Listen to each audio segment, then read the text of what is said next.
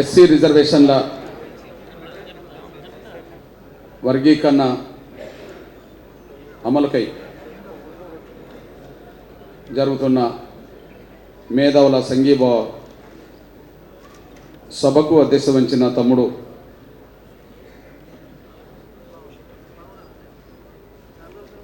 తనకుండబడే ఉద్యమ స్ఫూర్తితో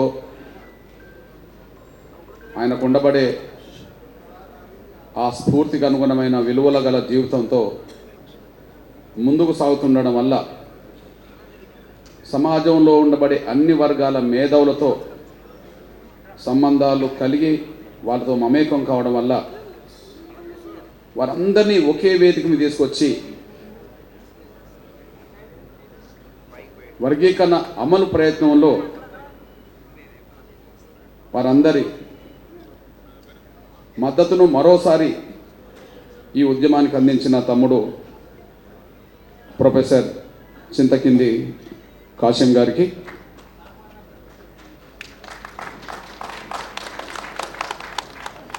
ఈ వేదిక మీద ఉండబడే అందరిలో ఒకే ఒక మహిళ మన సోదరి, ముందుగా ప్రొఫెసర్ సూర్యపల్లి సుజాత గారికి,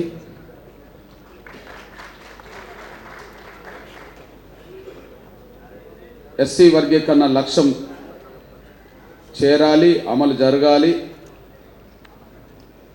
మాదిగా మరియు ఇప్పటి వరకు నష్టపోయిన దళిత కులాలకు న్యాయం అందించే ప్రయత్నంలో మేము సంఘీభావమే కాదు క్రియాశీలకమైన పాత్ర అందులో పోషిస్తాం. వర్గీకరణ అమలు కోసం ఇంతకాలం ఉద్యమం నడిపిన శ్రేణులు ఏ పాత్ర పోషిస్తున్నాయో అదే పాత్రను భవిష్యత్తులో సమాజంలో ఉండబడే అన్ని వర్గాల మద్దతు తీసుకొచ్చి ఈ లక్ష్యం చేరి అమలు జరిగే దిశగా మా ప్రయత్నం కూడా చేస్తామని ముందుకొచ్చిన నా తమ్ములు, ఒక ఉద్యమ స్ఫూర్తి గల తమ్ములు డాక్టర్ పృథ్వీరాజ్ యాదవ్ గారికి, నా సోదరులు విఠల్ కాపు గారికి, మున్నూరు కాపు గారికి, నా సోదరులు ప్రొఫెసర్ మల్లేశం, మారోజ్ వెంకట్, దేవేంద్ర ప్రసాద్, డాక్టర్ కొండ నాగేశ్వర్, భిక్షాలు, చేబర్తి యాదగిరి, మార్పు నరసింహ, ఇంకా వేదిక మీద ఉండబడే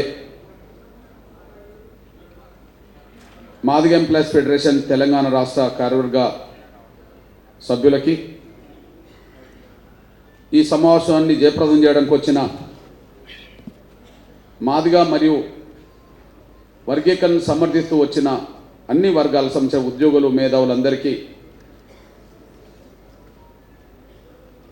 సోదరులందరికీ, పాత్రికేయ మరియు ఎలక్ట్రానిక్ మీడియా, సోషల్ మీడియా మిత్రులందరికీ, ప్రతి ఒక్కరికి ముందుగా నా హృదయపూర్వక నమస్కారాలు తెలుస్తున్నాను.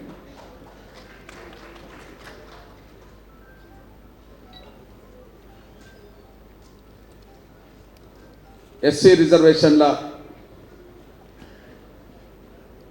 వర్గీకరణ చేసుకునే అధికారం రాష్ట్రాలకే ఉందని సుప్రీంకోర్టు రాజ్యాంగ విస్తృత ధర్మాసనం ఆగస్టు 1న తీర్పునివ్వడంతో మాదిగ మరియు ఎస్సీ వర్గీకరణ కోరే మొత్తం దళిత కులాలన్నీ ఇక మా జీవితాల్లో వెలుగొచ్చినట్టు అనే ఒక ఆనందంలో ఉన్న సందర్భాలు ఉన్నాయి. అంతేకాకుండా ఈ 30 సంవత్సరాలుగా వర్గీకరణ ఉద్యమాన్ని బలపరుస్తూ వీలైన సమయంలో తమ సంపూర్ణ సహకారాలు అందిస్తున్న,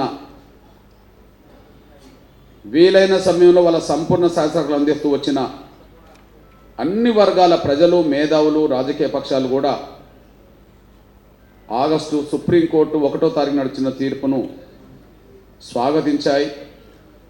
ఇప్పటికైనా వీళ్ళు విజయం సాధించారు అని చెప్పి వాళ్ళలో కూడా హర్షాతిరేకలు వ్యక్తమయ్యాయి. ఇక అమలు జరగబోతుందని అనుకునే సమయం, తెలంగాణలో రెట్టింపైంది. సుప్రీంకోర్టు తీర్పు వచ్చిన తర్వాత దేశవ్యాప్తంగా ఎస్సీ వర్గీకరణ కోరే శక్తులు ఇక మా రాష్ట్రంలో మా జీవితాలు బాగుపడతాయి అనుకున్నాయి. ఇప్పుడు తీర్పు వచ్చింది కాబట్టి ఎప్పుడైనా వర్గీకరణ అమలు జరగక తప్పదు కదా అని చెప్పి భావించుకున్నాయి. ఇక అడ్డంకులు తొలగిపోయినట్టుగానే భావించుకున్నాయి. దేశవ్యాప్తంగా అదొక రకమైన సంతోషకరమైన వార్తగానే చూశారు. కానీ తెలంగాణ రాష్ట్రంలో ఆ సంతోషం రెట్టింపుగా మారింది. దానికి కారణం భారతదేశంలో ఎస్సీ వర్గీకరణ సమర్థించిన ఏ ప్రభుత్వమైనా స్పందించినాయి, స్వాగతించినాయి. కానీ సుప్రీంకోర్టు తీర్పు వెలువడ్డ 5-10 నిమిషాల్లోనే తెలంగాణ రాష్ట్ర ముఖ్యమంత్రి గౌరవ రేవంత్ రెడ్డి గారు నిండు శాసనసభలో స్పందించిండు, స్వాగతించిండు. అంటే భారతదేశంలో అందరికంటే ముందు స్వాగతించి సమర్థించి వర్గీకరణ అమలు చేస్తామన్న ముఖ్యమంత్రి రేవంత్ రెడ్డి గారు. ఓకే, అందరూ స్వాగతించినట్టుగానే స్వాగతించలే, అందరూ సమర్థించినట్టుగానే సమర్థించలే. షెడ్యూల్ కులాల వర్గీకరణ భారతదేశంలో అందరికంటే ముందు తెలంగాణ రాష్ట్రంలో అమలు చేస్తామని చెప్పాడు. అది సంతోషం, రెట్టింపైంది. ఆంధ్రప్రదేశ్ ప్రభుత్వం స్వాగతించింది, అది వేరు. కర్ణాటక స్వాగతించింది తీర్పును, మహారాష్ట్రలో కూడా స్వాగతించారు, తమిళనాడు ప్రభుత్వం స్వాగతించింది, పంజాబ్ ఈ కేసులో ఇన్వాల్వ్ అయింది కాబట్టి స్వాగతించారు, హర్యానా కూడా స్వాగతించింది. చాలా రాష్ట్రాల్లో వర్గీకరణను సమర్థిస్తూ ప్రభుత్వాలు స్పందించినాయి, ముఖ్యమంత్రి స్పందించారు. ఆ స్పందనకు మరింత ముందడుగేసి తెలంగాణ రాష్ట్ర ముఖ్యమంత్రి గౌరవ రేవంత్ రెడ్డి గారు ఒక స్పష్టతనిచ్చాడు. అది రెట్టింపైంది సంతోషం. ఏం స్పష్టతనిచ్చాడు? షెడ్యూల్ కులాల వర్గీకరణ విషయంలో సుప్రీంకోర్టు తీర్పును స్వాగతించడమే కాకుండా ఖచ్చితంగా భారతదేశంలో అన్ని రాష్ట్రాల కంటే ముందు తెలంగాణలోనే అమలు చేస్తామని చెప్పాడు. ఇది తెలంగాణలో ఉండబడే నిరుద్యోగులకు, విద్యార్థులకు రేపో మాపో అమలు జరగబోతుంది అనే పరిస్థితికి వచ్చేసింది. సుప్రీంకోర్టు తీర్పు ఒకవైపు సంతోషం, మరోవైపుగా రేపో మాపో అమలు ఇక్కడనే జరగబోతుంది. అంటే దేశంలో అన్ని రాష్ట్రాల కంటే ముందు ఇక్కడనే అమలు జరగబోతుందని చెప్పి రేవంత్ రెడ్డి గారు ప్రకటన చూసి చాలా ఆనందించారు. ఆనందం రెట్టింపు అయిపోయింది. దానికి తోడు ఇంకొక ప్రకటన చేశాడు. గతంలో వచ్చిన నోటిఫికేషన్లు కూడా ఎస్సీ వర్గీకరణ అమలు చేసే ఉద్యోగాలు భర్తీ చేస్తామని చెప్పడం జరిగింది. గతంలో వచ్చిన నోటిఫికేషన్లు అంటే అర్థమైంది. ఓకే, రేపు ఒక చట్టం వచ్చింది అనుకుందాం. ప్లీజ్ బాబు, రేపు 2025 ఫిబ్రవరిలో ఒక చట్టం వచ్చింది అనుకుందాం. ఆ చట్టం వచ్చిన రోజు నుంచే వర్గీకరణ అమలు చేస్తామని కాదు. అంతకుముందు నోటిఫికేషన్లు ఒకవేళ 2022లో నోటిఫికేషన్లు వచ్చి రిజల్ట్ పెండింగ్లు ఉన్నా, 2023లో నోటిఫికేషన్లు వచ్చి రిజల్ట్ పెండింగ్లు ఉన్నా, 2004లో నోటిఫికేషన్లు వచ్చి 24లో వచ్చిన నోటిఫికేషన్లు వచ్చినా కూడా రిజల్ట్స్ పెండింగ్లు ఉన్నా, వాటికి కూడా వర్తింపజేస్తూ వర్గీకరణ అమలు చేస్తామని చెప్పడం జరిగింది. అంటే ఇంకా సంతోషం కదా. నోటిఫికేషన్లు వచ్చినాయి, పరీక్షలు రాసినాం, ఇంకా రిజల్ట్ రాలేదు. కాబట్టి రిజల్ట్ రాకముందే వర్గీకరణ సుప్రీంకోర్టు తీర్పు వచ్చింది కాబట్టి ఆ నోటిఫికేషన్ కూడా వర్గీకరణ వర్తింపజేస్తా ఉన్నాడు కాబట్టి అని చెప్పి మాదిగా అండ్ వర్గీకరణ కోరే దళిత కులాల్లో నిరుద్యోగుల్లో చాలా సంతోషం వచ్చేసింది. వాస్తవానికి 2000 చట్టం గౌరవ చంద్రబాబు నాయుడు గారు తీసుకొచ్చిన చట్టం ఏదైతే ఉన్నదో ఆ చట్టంలో 4వ పాయింట్ కూడా అదే ఉన్నది. ఆ చట్టంలో 4వ అంశం కూడా అదే ఉన్నది. ఇప్పుడు 2000 సంవత్సరంలో చట్టం వచ్చింది, గౌరవ చంద్రబాబు నాయుడు గారు తీసుకొచ్చాడు. కానీ 99లో ఇచ్చిన నోటిఫికేషన్లు కూడా చట్టం వర్తింపజేశారు. 98లో వచ్చిన నోటిఫికేషన్లు కూడా ఆ చట్టం వర్తింపజేశారు. కాబట్టి రద్దయిన చట్టంలో అదే ఉన్నది, ఆ చట్టమే పునరుద్ధరించబడ్డది సుప్రీంకోర్టు తీర్పుతో. రేవంత్ రెడ్డి గారు అన్నది కూడా గదే. కాబట్టి అంతకుముందు నోటిఫికేషన్లకు సంబంధించిన విషయంకి వచ్చినప్పటికీ ఎగ్జాంపుల్ టీచర్ పోస్టులు అనుకుందాం. అంతకుముందు వచ్చిన నోటిఫికేషన్లు పరీక్షలు రాసిండ్రు, ఫలితం ప్రకటించలేదు కదా. కాబట్టి ఆటోమేటిక్గా వర్గీకరణ అమలు చేస్తారు. ఇక టీచర్ పోస్టులు కూడా మనకు వస్తాయని అనుకోవడం జరిగింది. అవసరం అనుకుంటే దానికి ఆర్డినెన్స్ తీసుకొస్తామని చెప్పడం జరిగింది. అందువల్ల భారతదేశంలో రాష్ట్ర ప్రభుత్వాలు స్పందించిన తీరు ఒక రకంగా స్వాగతించిన రాష్ట్రాలు ఉన్నాయి. కానీ స్వాగతించడమే కాకుండా అందరికంటే ముందు అమలు చేస్తామన్నారు. గత నోటిఫికేషన్లు కూడా వర్గీకరణ వర్తింపజేస్తామని చెప్పడం జరిగింది. దానికి ఆర్డినెన్స్ తీసుకొస్తామని చెప్పడం జరిగింది. సరే, ఆర్డినెన్స్ తీసుకురాలేదు. పోనీ వెంటనే ఆర్డినెన్స్ తీసుకొస్తే మళ్ళీ భవిష్యత్తులో ఏదైనా లీగల్ సమస్యలు ఎదురవుతాయని చెప్పి గవర్నమెంట్ అనుకుంటే, ఒకవేళ కమిటీ వేసింది అనుకుంటే కమిటీని స్వాగతించాం. కమిటీ కూడా ఫైనల్ కాదు, ఒక మళ్ళీ లీగల్గా ఎలాంటి అడ్డంకులు చిక్కులు భవిష్యత్తులో రావద్దని మళ్ళీ అనుకుంటే మళ్ళీ రిటైర్డ్ జడ్జితో వేసిన కమిషన్ కూడా స్వాగతించారు. అంటే గత నోటిఫికేషన్లు కూడా వర్తింపజేస్తామనేది ఉన్నది కాబట్టి ఇక కమిషన్ నివేదిక వచ్చిన తర్వాత ఆటోమేటిక్గా అత నోటిఫికేషన్లకు అనుగుణంగానే కూడా వర్గీకరణ చట్టం వస్తుంది కదా అని భావించుకున్నాం. కానీ ఇక్కడనే ఎస్సీ వర్గీకరణ వ్యతిరేక శక్తులు తమ పలుకుబడిని ప్రయోగించారు. ఎస్సీ వర్గీకరణ వ్యతిరేకించే శక్తులు తమ పలుకుబడిని ప్రయోగించారు. మొదటిది మాట్లాడుతూ ఒక తమ్ముడు అన్నారు, విటలే అనుకుంటా, రేవంత్ రెడ్డి గారు ప్రకటన చేసే సమయానికి చాలా స్పీడ్గా ముందుకెళ్తాడని భావించాం. కానీ ఆ స్పీడ్ వెంటనే తగ్గింది. ఆ స్పీడ్ తగ్గడం ఒక అంశం అవుతే నెలకో 2 నెలలకో లేట్ అయినా కూడా గత నోటిఫికేషన్లు వర్తింపజేసే విధంగా వర్గీకరణ జరిగితే పెద్ద సమస్య కూడా కాదు. ఒక నెల 2 నెలలకు సమస్య కాదు, 30 ఏళ్ళు ఆగిన వాళ్ళం. కానీ స్పీడ్ తగ్గడానికి కారణం వాళ్ళ ఒత్తిడే. గతంలో ఇచ్చిన నోటిఫికేషన్లకు వర్తింపజేయకుండా ఉద్యోగాలు భర్తీ చేయడం కూడా వాళ్ళ ఒత్తిడే. ఇది దేశంలో ముఖ్యంగా తెలంగాణ రాష్ట్రంలో మనం ఎదుర్కొన్న ప్రధాన సమస్య. ఈ విషయాన్ని మనం మర్చిపోద్దని సరైన కోరుతున్నాను నేను.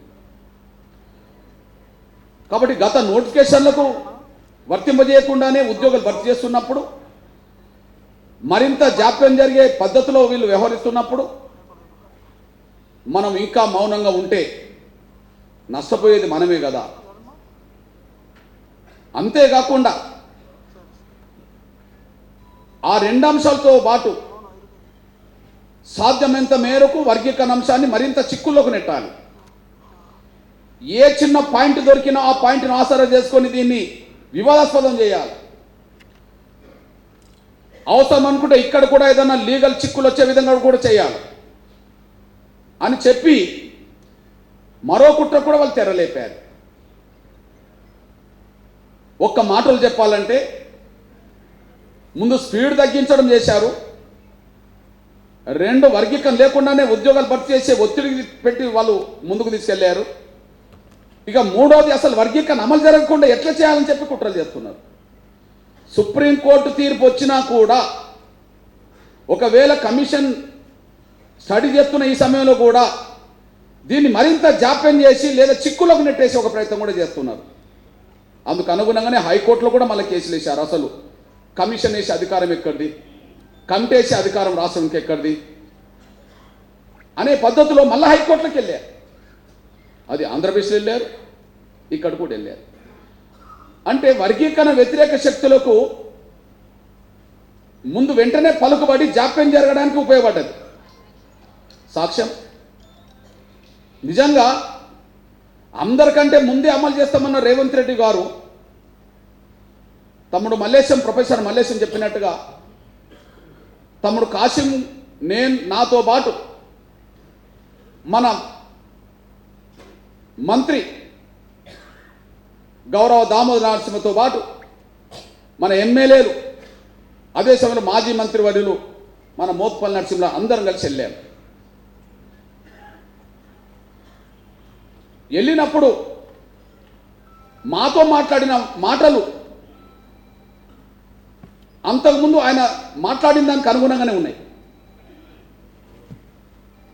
శాసనసభలో ఏ మాటలు మాట్లాడిండో ఆ మాటలు కార్యరూపం దాల్చడం మీదనే దృష్టి పెట్టినట్టుగానే ఉన్నాయి.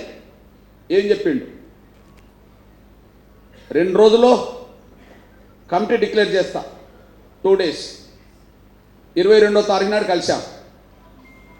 ఆగస్టు 22వ తారీఖు నాడు కలిశాం ప్రతినిధి బృందం. మాతో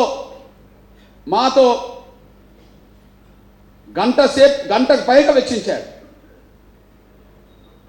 మాట్లాడడంలో కానీ మనకు నమ్మకం కలిగించడంలో కానీ ఆయన మాట్లాడాడు, స్వచ్ఛతనిచ్చాడు.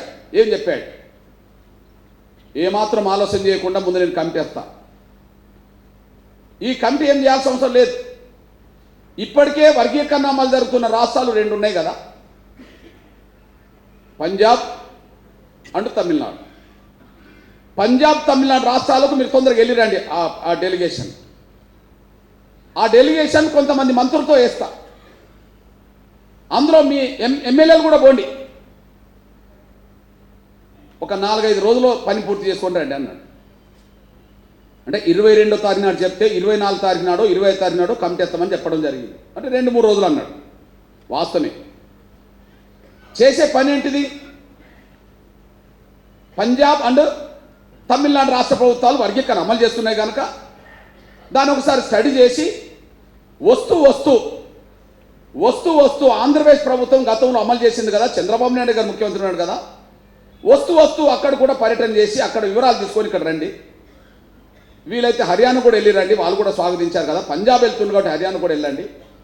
కాకపోతే హర్యానాలో ఎన్నికలు జరగబోతున్నాయి కాబట్టి అక్కడ ఎన్నికల నోటిఫికేషన్ వల్ల వాళ్ళు ముందుకు వెళ్ళరు కాబట్టి అక్కడికి వెళ్ళకపోయినా పంజాబ్ ముందు వెళ్ళండి, తమిళనాడు రండి, వస్తూ ఆంధ్రప్రదేశ్ ప్రభుత్వం దగ్గర కూడా వెళ్ళిరండి అని చెప్పడం జరిగింది. కాకపోతే ఓ సూచన చేశాడు. ఎందుకైనా మంచిది, ఎస్సీ వర్గీకరణను అమలు చేస్తామని చేవెళ్ళ ఎస్సీ సభలో డిక్లరేషన్లో పాల్గొన్నది కాంగ్రెస్ పార్టీ జాతీయ అధ్యక్షుడు మల్లికార్జున ఖర్గే గారు కాబట్టి ఎందుకైనా మంచిది, వస్తూ ఒకసారి ఆ డెలిగేషన్ ఆయనను కూడా కలిసినండి, మనం ఇక్కడ అమలు చేసుకుందాం అన్నాడు. మొత్తం టైం ఎంత ఇచ్చిండు? టోటల్గా 1 వారం రోజుల పని. అక్కడి నుండి దామన్న ఇంటికి వచ్చాం. దామన్న ఇంటికి వచ్చినాక ఆ సంతోషంలో వస్తే ముందు ఇంకో మాట కూడా చెప్పాడు. మీరు అందరు వెళ్ళడానికి ఎవరి టిక్కెట్లు వాళ్ళు తీసుకోవడం అనవసరం, మీరు ఎంతమంది వెళ్ళినా స్పెషల్ ఫ్లైట్ ఇస్తాను, ఆ ఫ్లైట్లో తిరిగి రండి అని చెప్పడం జరిగింది. మలేషియా అన్నడా లేదా? స్పెషల్ ఫ్లైట్ ఇస్తాను, అది వేసుకొని తిరిగి రండి అని చెప్పడం జరిగింది. ఏదో ఆయన మనల్ని నమ్మించడానికి అన్నాడని నేను అనుకోను. ఆయన ఉద్దేశం నిజాయితీగానే ఉన్నదని అనుకుందాం. దానికి ఒక చిన్న కారణం ఉన్నది. గౌరవ్ రేవంత్ రెడ్డి గారు తెలంగాణ రాష్ట్రంలో ఉమ్మడి మహబూబ్నగర్ జిల్లాకు సంబంధించిన వ్యక్తి. తెలంగాణలో మొత్తం ఆంధ్ర వైపు పోతే ఇటువైపు వస్తే టోటల్ ఆంధ్రప్రదేశ్లో మాదిగలు అత్యంత ఎక్కువ ఉన్న జిల్లా అనంతపురం జిల్లా. తెలంగాణ రాష్ట్రంలో మాదిగలు అత్యధిక జనసంఖ్యలో ఉన్న జిల్లా ఉమ్మడి మహబూబ్నగర్ జిల్లా. మినిమం 85% ఉంటుంది, 80% అయితే తగ్గదు. మిగిలిన అక్కడ 60-70 ఇట్లా ఉంటుంది. కాబట్టి ఉమ్మడి మహబూబ్నగర్ జిల్లా నుండి వచ్చిన వ్యక్తి, అత్యధికంగా మాదిగలు ఎక్కువ ఉన్న జిల్లా నుండి వచ్చిన వ్యక్తి. ఆయనను అంతకుముందు చెప్పిన ఒక విషయం ఉన్నది, అంతకుముందు ఒక విషయం ఉన్నది చెప్పినప్పుడు. నేను మాదిగల మద్దతుతోటే నేను జడ్పీటీసీనాయను. నరేష్ సౌలు, నేను మాదిగల మద్దతుతోనే జడ్పీటీసీనాయను. నేను మాదిగల మద్దతుతోనే ఎమ్మెల్సీనయ్యాను. నేను మాదిగల మద్దతుతోనే ఎమ్మెల్యేని గెలిచాను. నేను మాదిగల మద్దతుతోనే ఎంపీగా గెలిచాను. ఈరోజు మీ ముందు మాట్లాడే సమయానికి నేను ఈ స్థాయిలో ఎదిగిందంటే నా సొంత కులం నా ఎంబడున్నదో లేదని చెప్పలేను, కానీ మాదిగల నిండు ఆశీర్వాదం నాకు ఉండడం వలన ఈ స్థాయికి వచ్చిందని ఆయన చెప్పడం జరిగింది. ఉమ్మడి మహబూబ్నగర్ జిల్లా నుండి వచ్చిన వ్యక్తి, మాదిగల మద్దతుతో వచ్చిన వ్యక్తి, తను చెప్పిన దాని ప్రకారమే. మూడోది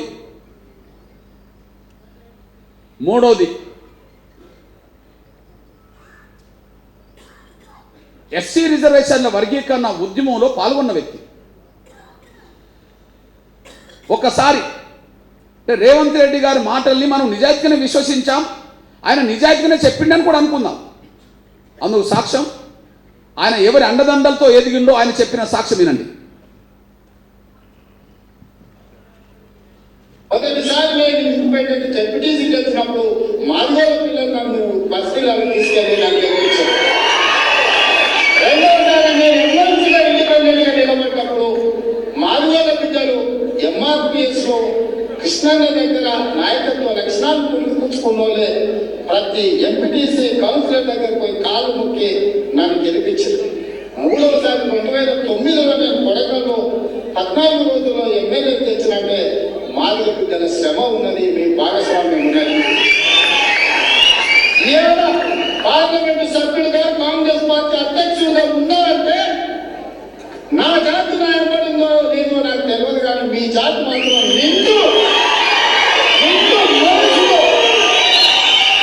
నిండు మనసుతో నాకు అండగా నిలబడ్డారు. ఇవాళ రేవంత్ రెడ్డిగా పిసిసి అధ్యక్షుడిగా పార్లమెంట్ సభ్యుడిగా ఈ చట్టసభలకు వచ్చినా అంటే నిండు మనసుతో మాదిగ బిడ్డల ఆశీర్వాదం ఉంది కాబట్టి నేను ఇవాళ ఇక్కడ నించొని ఒక పార్టీ అధ్యక్షుడిగా మీతో మాట్లాడుకునే గౌరవం దక్కిందంటే మీ జాతి వల్ల నాకు గౌరవం దక్కింది. ఇది చాలు. తను అతిపెద్ద జనసంఖ్య గల మాదిగలు ఉన్న జిల్లాలో నుండి వచ్చి మాదిగల అండదండలతో ఆ స్థాయికి ఎదిగిందని చెప్పి తను చెప్పాడు. ఖచ్చితంగా ఆయన నిజాయితీని మనం శంకించలేము. ఆ మాటల్లో ఉన్న నిజాయితీ ఉన్నది అనుకుంటాం. మూడోది,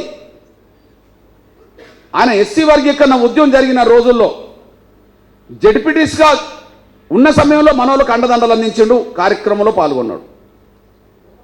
ఎమ్మెల్సీగా తన అండదండలు అందించిండు, ఆయా సందర్భంలో ఉద్యమాల్లో పాల్గొన్నాడు. ఎమ్మెల్యేగా మన పిల్లలకు అండదండలు ఉన్నాడు, ఉద్యమంలో పాల్గొన్నాడు. ఎంపీగా మన ఉద్యమంలో పాల్గొన్నాడు, మన ఉద్యమానికి అండగా నిలబడ్డాడు. తన నోటి ఉండే కదా వచ్చిందిగా అందరికంటే ముందు నేను అమలు చేస్తామని చెప్పి. కాబట్టి అతిపెద్ద జనసంఖ్యలో మాదిగలున్న జిల్లా నుండి వచ్చినోడు, మాదిగల అండదండలతో ఆ స్థాయికి వచ్చినోడు,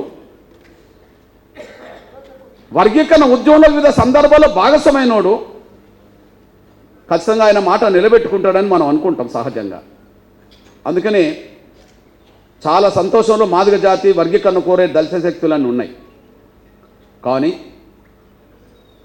దానికి అనుగుణంగానే ఆగస్టు 22వ తారీఖు నాడు కలిసినప్పుడు మనతో మాట్లాడిన సందర్భంలో కూడా అదే స్పష్టతనిచ్చాడు.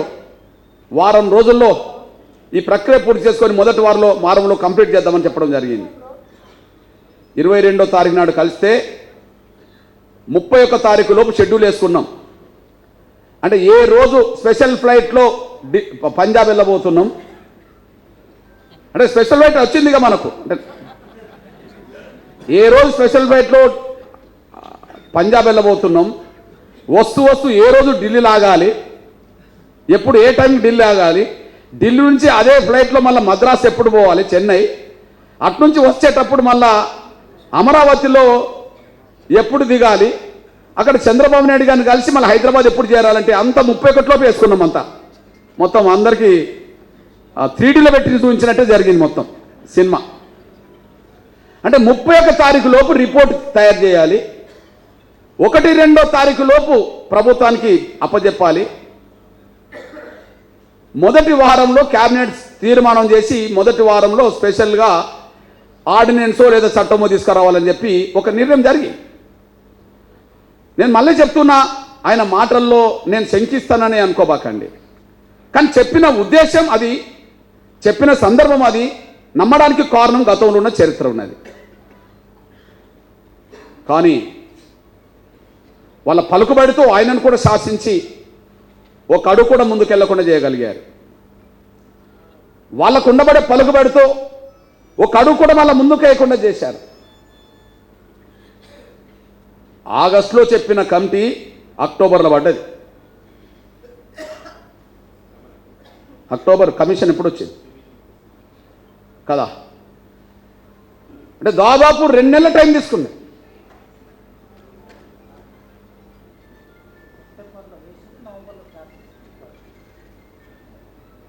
ఓకే, కమిటీ వేసిన ఉత్తమ్ కుమార్ రెడ్డి గారి నాయకత్వంలో కమిటీ వేసిన మళ్ళీ కొత్తలోనే మళ్ళీ కమిషన్ ఎత్తమనే అభిప్రాయం కూడా వచ్చేసింది. అంతిమంగా కమిషన్ వేసింది అక్టోబర్లో అవుతే ఛార్జ్ తీసుకున్నది అంటే ఆగస్టు పోయింది, సెప్టెంబర్ పోయింది, అక్టోబర్ పోయింది, నవంబర్కి వచ్చేసింది. అంటే ఒక వారం 10 రోజుల ప్రక్రియ అనుకున్న దాన్ని 4 నెలలు తీసుకురావడం, వాళ్ళు తీసుకొచ్చే ఒత్తిడిలో భాగమే. దానికి సాక్ష్యం మీ దృష్టికి తీసుకొస్తున్నాను నేను. ఎప్పుడైతే మనకు స్పష్టతనిచ్చాడో రేవంత్ రెడ్డి గారు, వీళ్ళకు పలుకుబడి కాంగ్రెస్ పార్టీ జాతీయ స్థాయిలో ఉన్నది కదా, మల్లికార్జున్ ఖర్గే గారు కలిశారు. ఇక్కడ 2 పాత్రలు పోషిస్తున్నాయి. వెంకటస్వామి గారి కొడుకులో మనమలోమో బహిరంగంగా కనిపిస్తున్నారు రోడ్డు మీద, కానీ మల్లు బట్టి విక్రమార్క, మల్లు రవి ఇంటర్నల్ పోయి అక్కడ కలిసి వస్తున్నారు. మీరు చూడండి, ఎప్పుడన్నా రేవంత్ రెడ్డి గారు వెళ్ళినప్పుడల్లా సాధ్యమంత మేరకు పక్కనే బట్టి విక్రమార్క ఉంటాడు, అంటే ఏం మాట్లాడతాడో ఏమో అని చెప్పి. కానీ బట్టి వెళ్ళినప్పుడు మాత్రం, అధ్యక్షుని కలిసినప్పుడు మాత్రం రేవంత్ రెడ్డి గారు ఉంటలేడు. మల్లికార్జున్ ఖర్గే గారిని కలిసినప్పుడు, రాహుల్ గాంధీ గారిని కలిసినప్పుడు, ముఖ్యమంత్రి కలిసినప్పుడు చాలా సందర్భాలు మీరు గమనిస్తే ఇద్దరు కలిసి వస్తాను ఎక్కడన్నా. కానీ మల్లు బట్టి విక్రమార్క కలిసినప్పుడు, మల్లు రవి కలిసినప్పుడు మాత్రం ఒకరే కలిసి వస్తాను, ఎవరికి వాళ్ళు. ఇక్కడ ముఖ్యమంత్రి ఉండట్లేదు. ఆ కలిసిన తర్వాత ఒక ప్రకటన వచ్చేసింది. మల్లికార్జున్ ఖర్గే గారు చెప్పకుండా, ఆయన నోటి నుంచి రాకుండా కేసీ వేణుగోపాల్ ఓ ప్రకటన చేశాడు. ఎస్సీ రిజర్వేషన్ల వర్గీకరణ విషయంలో కాంగ్రెస్ ప్రభుత్వాలు తొందరపడకూడదు, కాంగ్రెస్ జాతీయ అధిష్టానం ఒక నిర్ణయం తీసుకునేంత వరకు ఎవరు ముందుకెళ్ళొద్దు. ఇది తెలంగాణ ముఖ్యమంత్రి రేవంత్ రెడ్డి గారు కూడా ఈ మాట వర్తిస్తుందని చెప్పడం జరిగింది. తెలంగాణ ముఖ్యమంత్రి రేవంత్ రెడ్డి గారు కూడా ఈ మాట వర్తిస్తుందని ఎందుకు అనాలి? అంటే అందరికంటే ముందు ఇక్కడ అమలు చేస్తామని ఆయన అన్నాడు కాబట్టి, అమలు జరగకుండా కొంత ఆపండి అని చెప్పి వీళ్ళు పోయి చెప్పారు కాబట్టి, కాంగ్రెస్ పార్టీ జాతీయ అధిష్టానం నిర్ణయం తీసుకునేంత వరకు ఎవరు ముందడిగేయద్దు, ఇది రేవంత్ రెడ్డి కూడా వర్తిదని చెప్పించడం జరిగింది. స్పీడ్ తగ్గింది. ఇక వారం రోజుల్లో కంప్లీట్ చేయాల్సిన కమిషన్ వేయాల్సిన పని ఇవాళ 4 నెలలు గడిచిపోయింది. నంబర్ 1. అదే సమయంలో ఎస్సీ రిజర్వేషన్ల వర్గీకరణ, గత నోటిఫికేషన్ కూడా వర్గీకరణ వర్తింపజేసే చట్టం తీసుకొస్తాం, వర్గీకరణ అమలు చేసే, వర్గీకరణ వర్తింపజేసే ఉద్యోగ భర్తీ చేస్తామన్న రేవంత్ రెడ్డి గారి సర్కార్. దానికి విరుద్ధంగానే టీచర్ పోస్టుల భర్తీ, 11,000 టీచర్ పోస్టుల భర్తీ చేసిన విషయం మనందరికీ తెలుసు. ఇప్పుడు మళ్ళీ గ్రూప్ 1 అదే దారిలో, గ్రూప్ 2 అదే దారిలో, గ్రూప్ 2 అదే దారిలో మన కళ్ళ ముందు కనిపిస్తున్నది. అంటే ఒకవైపు వర్గీకరణ వ్యతిరేక శక్తుల పలుకుబడి తొలగి ఇప్పుడు ఈ అవకాశాలు అయితే ముందు వీళ్ళకి పోని అనే పద్ధతిలో మన నోటికాడి కంచాన్ని కూడా గుంజుకెళ్ళి వాళ్ళకి ఇచ్చే ప్రయత్నం జరుగుతుంది. మళ్ళీ వాళ్ళు అంతటితో ఆగుతున్నారా? వర్గీకరణ వర్తింపజేసే ఉద్యోగ భర్తీ చేస్తామన్న దాన్ని విరుద్ధంగానే వర్గీకరణ లేకుండా భర్తీ చేయించుకుంటున్నారు కదా, ఇంత మనకున్నా కూడా. కానీ ఇప్పుడు అసలు వర్గీకరణ అమలు జరగకుండా కుట్ర చేయడానికే మళ్ళీ ప్రయత్నం చేస్తున్నారు. అందుకు అనుగుణంగా కోర్టులకు వెళ్తున్నారు, అందుకు అనుగుణంగా ఏదో రకమైన చిక్కులు కల్పిస్తున్నారు, తెలంగాణలో కన్ఫ్యూజన్ కల్పిస్తున్నారు, ఏదో రకమైన వర్గీకరణ అడ్డంకులు కల్పించడానికి సిద్ధపడుతున్నారు. వాళ్ళు ముందు జాప్యం, 2 వర్గీకరణ లేకుండానే ఉద్యోగాలు భర్తీ చేసుకోవడం, 3వది అసలు వర్గీకరణనే భవిష్యత్తులో జరగకుండా చేయడం కోసం కూడా మళ్ళీ కుట్రలు చేయడం. బహుశా ఇది దేశంలో అన్ని రాష్ట్రాల కంటే ముందు ఇక్కడనే అమలు చేస్తామన్న ఈ రాష్ట్రంలోనే ఈ సమస్య ఎదురైంది. ఇతర రాష్ట్రాల్లో ఇంత తీవ్రం లేదు. ఎగ్జాంపుల్, పంజాబ్లో ఎస్సీ వర్గీకరణ అమలు జరుగుతుంది, హర్యానాలో కూడా కొత్తగా వచ్చిన బీజేపీ ప్రభుత్వం ఎస్సీ వర్గీకరణ అమలు చేస్తున్నది. హర్యానాలో ఒక 10 రోజుల ముందు కమిటేశారు. 10 రోజుల కమిటీ రిపోర్ట్ వచ్చింది. ఆ రిపోర్టునే కేబినెట్ ఆమోదించింది. ఆ రిపోర్టే అమలు జరుగుతుంది.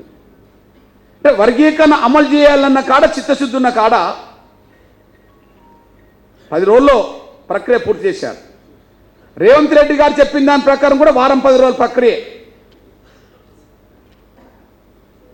తమిళనాడులో వర్గీకరణ అమలు జరుగుతుంది. ఇకపోతే ఆంధ్రప్రదేశ్లో వర్గీకరణ ప్రక్రియ ముందుకు సాగుతున్నట్టుగానే కనిపిస్తున్నది. అందుకు సాక్ష్యం, మొన్న ఏకసభ్య కమిషన్కు నేను గుంటూరులో వినతిపత్రం ఇచ్చాను. వినతిపత్రం ఇచ్చిన తెల్లారి, కమిషన్ రిపోర్ట్ అయితే రాలేదు కదా ఇంకా, వినతిపత్రం ఇచ్చిన తెల్లారి ఆంధ్రప్రదేశ్ ముఖ్యమంత్రి గౌరవ చంద్రబాబు నాయుడు గారు ఏదో ఒక పని మీద దళిత మాదిగపల్లెకి వెళ్ళాడు. పెన్షన్ ఏదో ఇవ్వడానికి వెళ్ళాడు. దళిత మాదిగపల్లెకి వెళ్ళాడు తెల్లారి. వెళ్ళి అక్కడ ఉండబడే ఆ కుటుంబ సభ్యులతో మాట్లాడుతూ ఆడ చదువుకుంటున్న అమ్మాయిలతో, పిల్లలతో మాట్లాడి ఒక మాట అన్నాడు, మీరు బాగా చదువుకోండి, త్వరలోనే వర్గీకరణ చేయబోతున్నా నేను అన్నాడు. మీరు బాగా చదువుకొని పైకి రండి, త్వరలోనే వర్గీకరణ చేయబోతుందని చెప్పేశారు. ఇది అందరికి వైరల్ అయిపోయింది, పేపర్లో కూడా వచ్చేసింది. అంటే అక్కడ ఎలాంటి నోటిఫికేషన్లు కొత్తగా లేవు. గతంలో ఇచ్చిన నోటిఫికేషన్లకు సంబంధించిన విషయంలో కూడా ఎక్కడ కూడా ఉద్యోగం ఒక భర్తీ చేసినట్టు దాఖలాలు కూడా కనిపించలేవు. అంటే అక్కడ పెద్ద నష్టం లేదు, ప్రక్రియ ముందుకెళ్తున్నట్టు కనిపిస్తున్నది. అక్కడ ముఖ్యమంత్రి సబండుగా ఉన్నట్టుగానే కనిపిస్తున్నాడు. ఎందుకంటే ఒక ఇంట్లోకి వెళ్ళి మాట్లాడిన రికార్డు మనకు బయటకు వచ్చేసింది. కర్ణాటక కూడా ఇంత తీవ్రంగా లేదు. ఎస్సీ వర్గీకరణ విషయంలో ఆంధ్రప్రదేశ్, తెలంగాణ, కర్ణాటకలో ఉద్యమాలు బలంగా ఉన్నాయి. కర్ణాటక విషయం చెప్తున్నా నేను. కర్ణాటకలో సిద్ధరామయ్య గారు బీసీ, ఆయన ఎస్సీ వర్గీకరణ ముందుకు నడపడం కోసం ఆయన ప్రక్రియ ముందుకు తీసుకెళ్ళాడు. ఆ ప్రక్రియకు అక్కడ మాలా మాదిగ ఎమ్మెల్యేలు, మంత్రులు కూడా ఒప్పుకున్నారు. ఇప్పుడు అక్కడ మాలా మాదిగ ఎమ్మెల్యేలు, మంత్రులు కూడా ఒప్పుకున్నారు. కర్ణాటకలో హోంశాఖ మంత్రి 2వ స్థానం ఇప్పుడు అయినదే జి పరమేశ్వర్ మాలా. హెచ్సి మహదేవప్ప సాంఘిక సంక్షేమ శాఖ మంత్రి, ఆయన మాల. ప్రియాంక ఖర్గే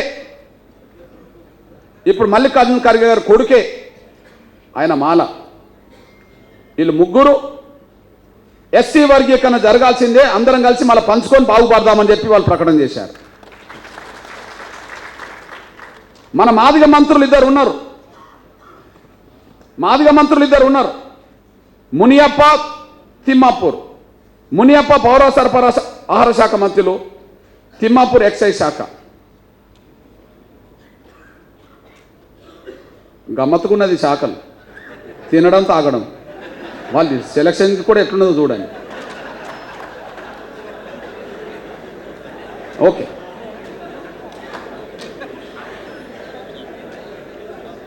రైట్.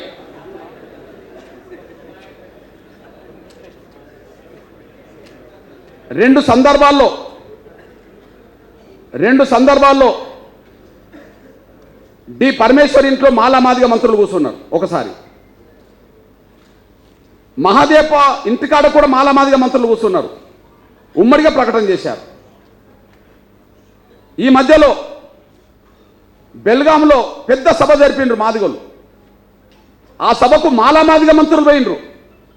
ఒక మాలామాదిగ మంత్రులే కాదు, ప్రతిపక్ష పార్టీకి సంబంధించిన కాంగ్రెస్ పార్టీ బీజేపీ అధ్యక్షుడితో పాటు బీజేపీ శాసనపక్ష నాయకుడు కూడా అక్కడికి వెళ్ళిండ్రు.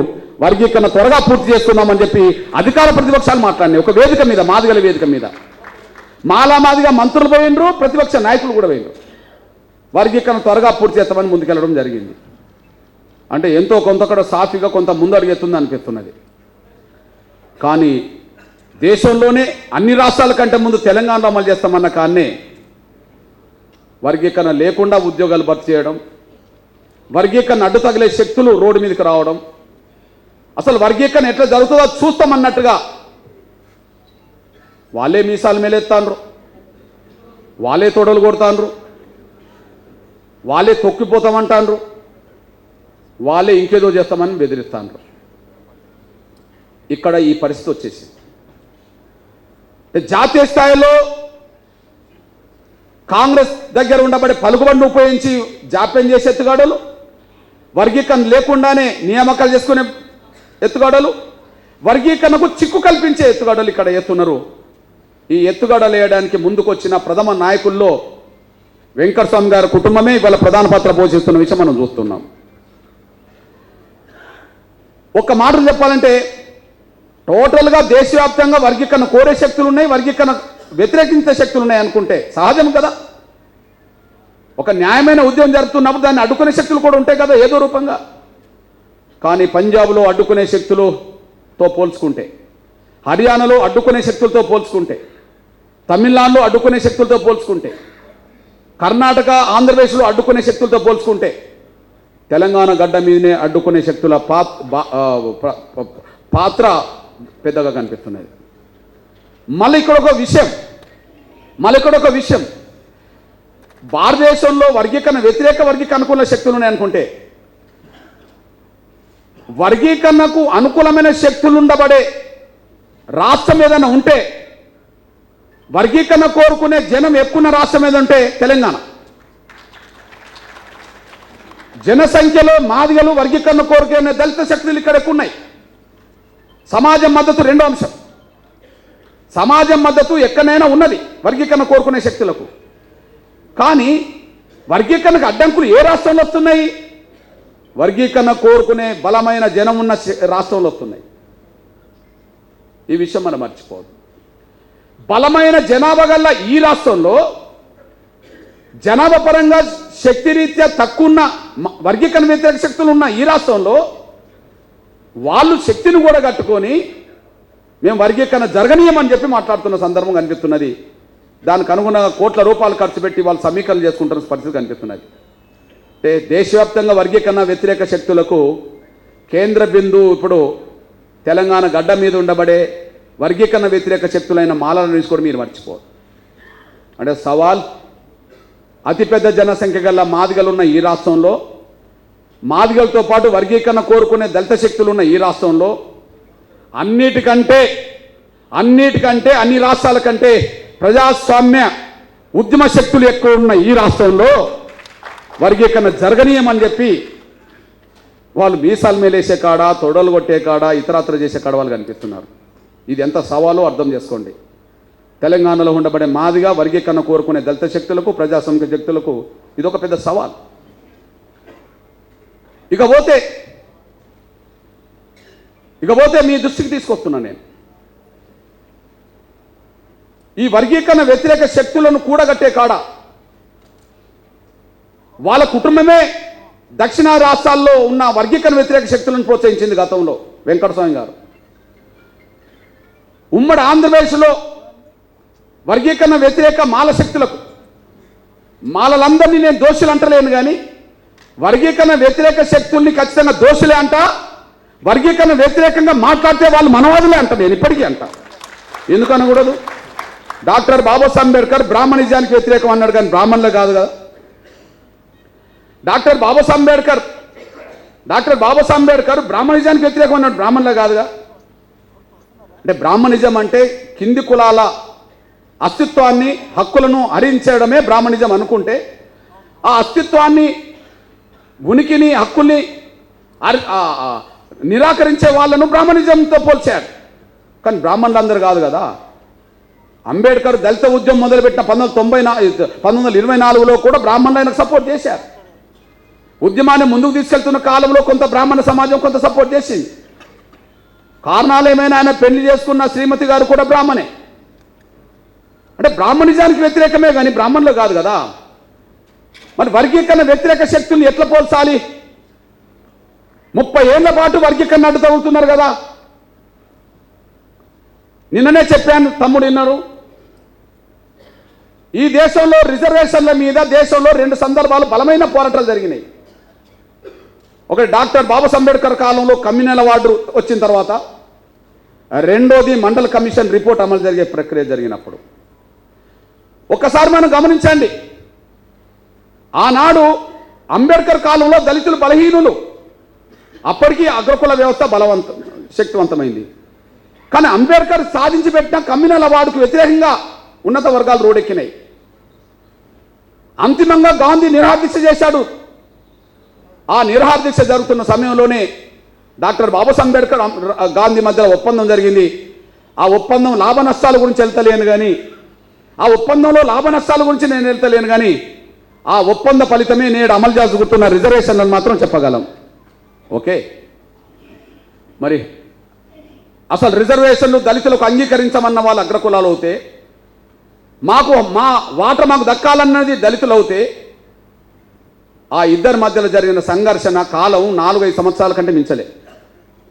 ఉదాహరణకు సైమన్ కమిషన్ వచ్చిన కాంచి ఈ అభిప్రాయం బలపడ్డది అనుకుంటే, రౌండ్ టేబుల్ సమావేశంలో ఒక నిర్ణయం జరగడానికి కావాల్సిన చర్చ జరిగింది అనుకుంటే, ఆ రౌండ్ టేబుల్ సమావేశం ప్రకారంగా జరిగిన తీర్మానమే కమ్యూనల్ అవార్డు అనుకుంటే, ఆ కమ్యూనల్ అవార్డును వ్యతిరేకిస్తూ గాంధీ నిరాహారదీక్ష చేసే కాలం కాడికి వచ్చేటప్పటికి 4-5 సంవత్సరాల కంటే మించదు.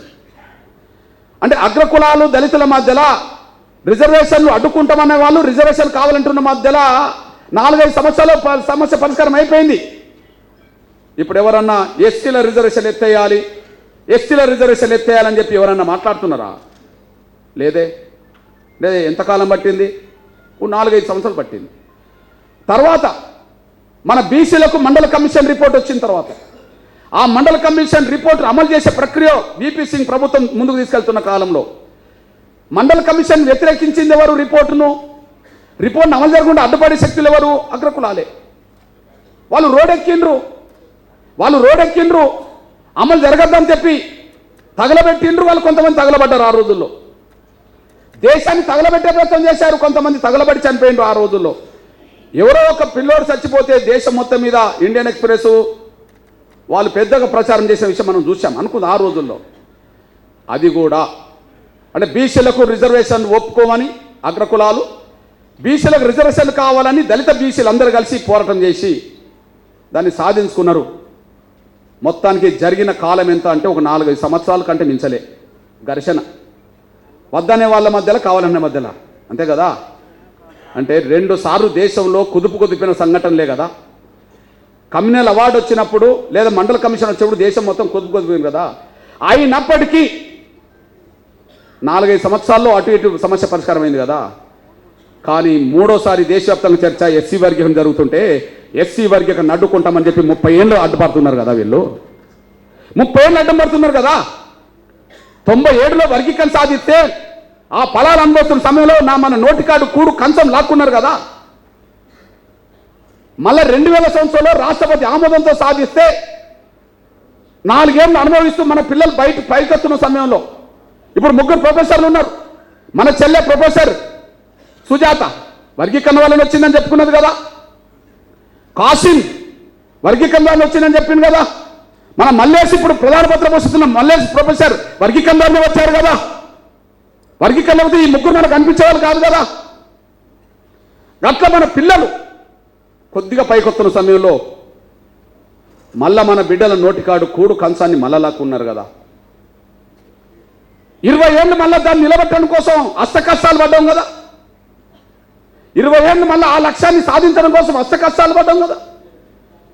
2024 ఆగస్టు 1 తీర్పు వచ్చింది కదా, ఆ తీర్పు వచ్చిన ఫలితం మన బిడ్డలు అనుభవిస్తారని చెప్పి అనుకుంటున్న సమయంలో ఇంకా అడ్డుపడుతున్నారు కదా. నిన్న 11,000 టీచర్ పోస్టులు వర్గీకరణ ఉంటే మన బిడ్డలకు మేలు జరిగేది కదా. అంటే మన నోటికాడు కూడు మళ్ళీ కంచం లాక్కున్నట్టే కదా. వర్గీకరణ జరగకుండా వచ్చే నియామకాలు కానీ, చేసే నియామకాలు కానీ, వర్గీకరణ లేకుండా జరిగే అడ్మిషన్స్లో కానీ మన పిల్లలు నష్టపోతున్నారు కదా. అంటే మన నోటికాడు కూడు లాగుతున్నారు కదా, గుంజుకుంటున్నారు కదా.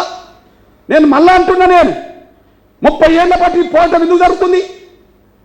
దేశవ్యాప్తంగా ప్రధాన చర్చ జరిగిన కమ్యూనల్ అవార్డు అప్పుడు 4 ఏళ్ల సమస్య పరిష్కారం అయింది. మండల కమిషన్ అప్పుడు 4 ఏళ్ళ పరిష్కారం అయింది. దానికి దీనికి తేడేందంటే లేని రిజర్వేషన్ల కాలంలో రిజర్వేషన్ సాధించడం కోసం 4 ఏళ్ళే పట్టింది.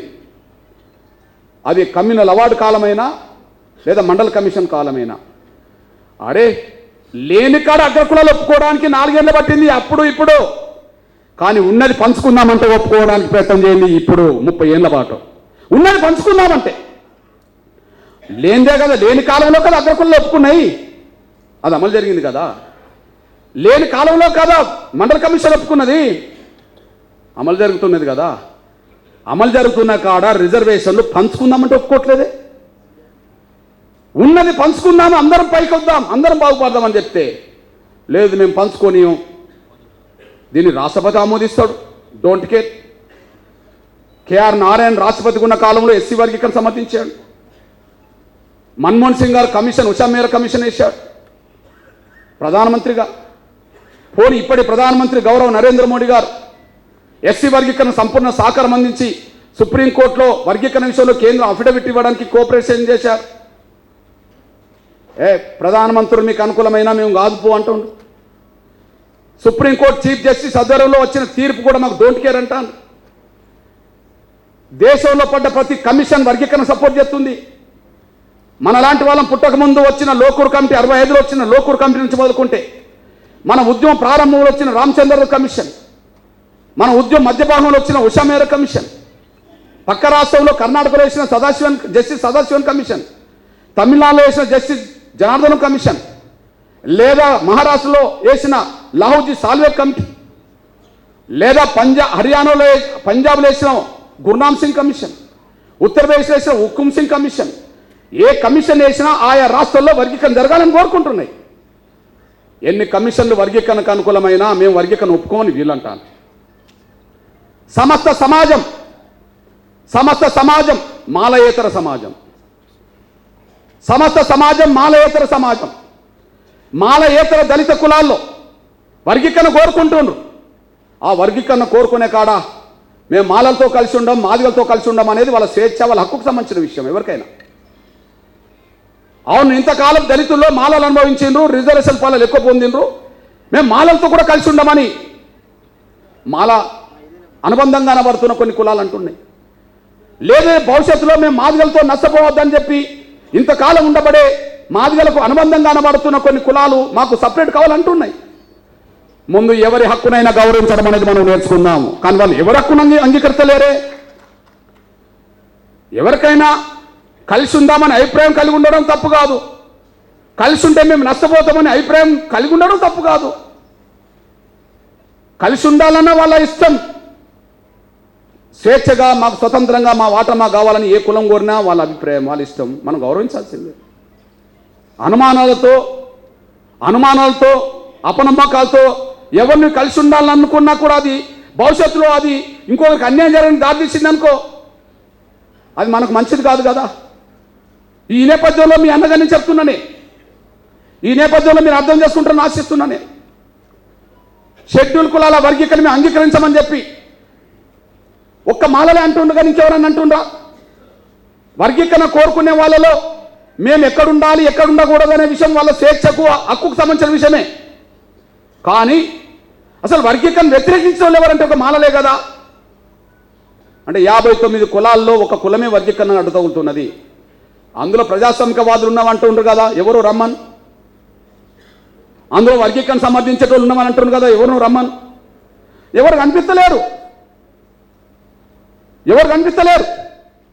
మేము నిర్దిష్టంగా ఎస్సీ వర్గీకరణ సుప్రీంకోర్టు తీర్పును అనుసరించి ఎస్సీ వర్గీకరణ అమలు జరగడానికి మేము అండగా నిలబడతామని చెప్పి 100 మంది కాదు, ఒక్కరొచ్చినా వాళ్ళతో నేను కలిసి పని చేస్తా, మనందరూ కలిసి పని చేస్తాం. ఒక్కరొచ్చినా కలిసి పని చేద్దాం. ఆ ఒక్కరు ఏరి మేము వర్గీకరణ సమర్థిస్తున్నాం కానీ అని పెట్టి భారతం మొదలు పెడతారు. మళ్ళా వర్గీకరణ సమర్థించడం అనేది ఒక్క మాటలు చెప్పి వర్గీకరణ అడ్డు తగలడానికి ఎన్ని సూత్రాలు చెప్పాలో మహాభారత గ్రంథం రాసేంత రాస్తారు వాళ్ళు.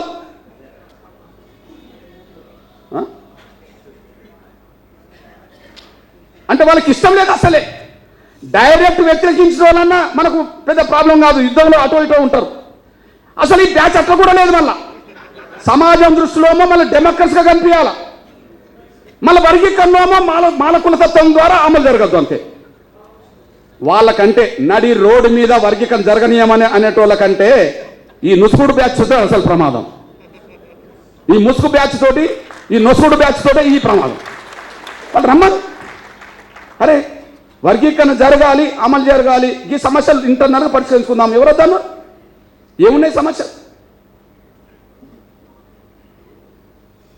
ఈ నేపథ్యంలో ఒక్క వర్గమైనా వాళ్ళు వర్గీకరణ అడ్డు తగిలే శక్తివంతులు.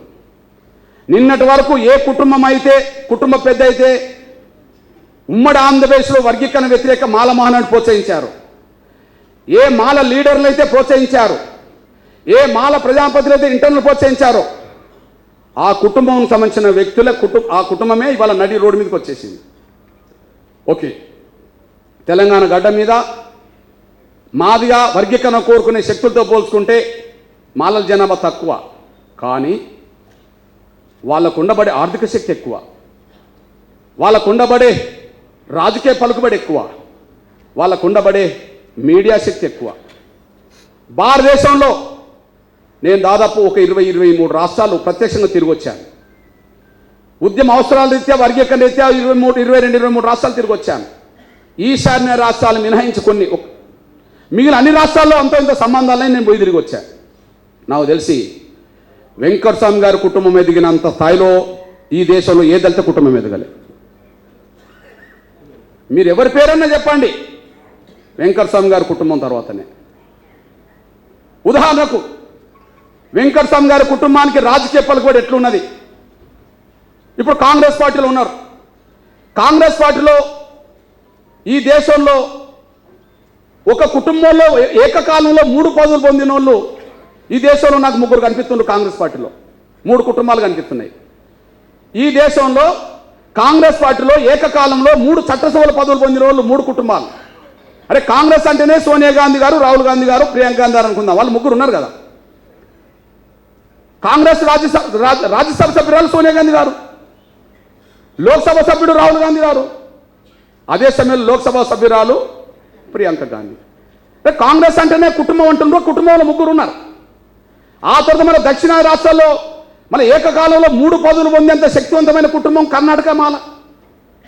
మల్లికార్జున ఖర్గే రాజ్యసభ నాయకుడు, ప్రతిపక్ష నాయకుడు, వాళ్ళ అల్లుడు గుల్బర్గా ఎంపీ, వాళ్ళ కొడుకు ప్రియాంక ఖర్గే ఇప్పుడు మంత్రి. ఏకకాలంలో 3. మళ్ళీ అక్కడి నుండి తెలుగు గడ్డ మీదకి వస్తే, తెలంగాణ కాడికి వస్తే ఏకకాలంలో 3 చట్టసభలు పొందే పరిస్థితి వెంకటస్వామి కుటుంబంకి ఉన్నది.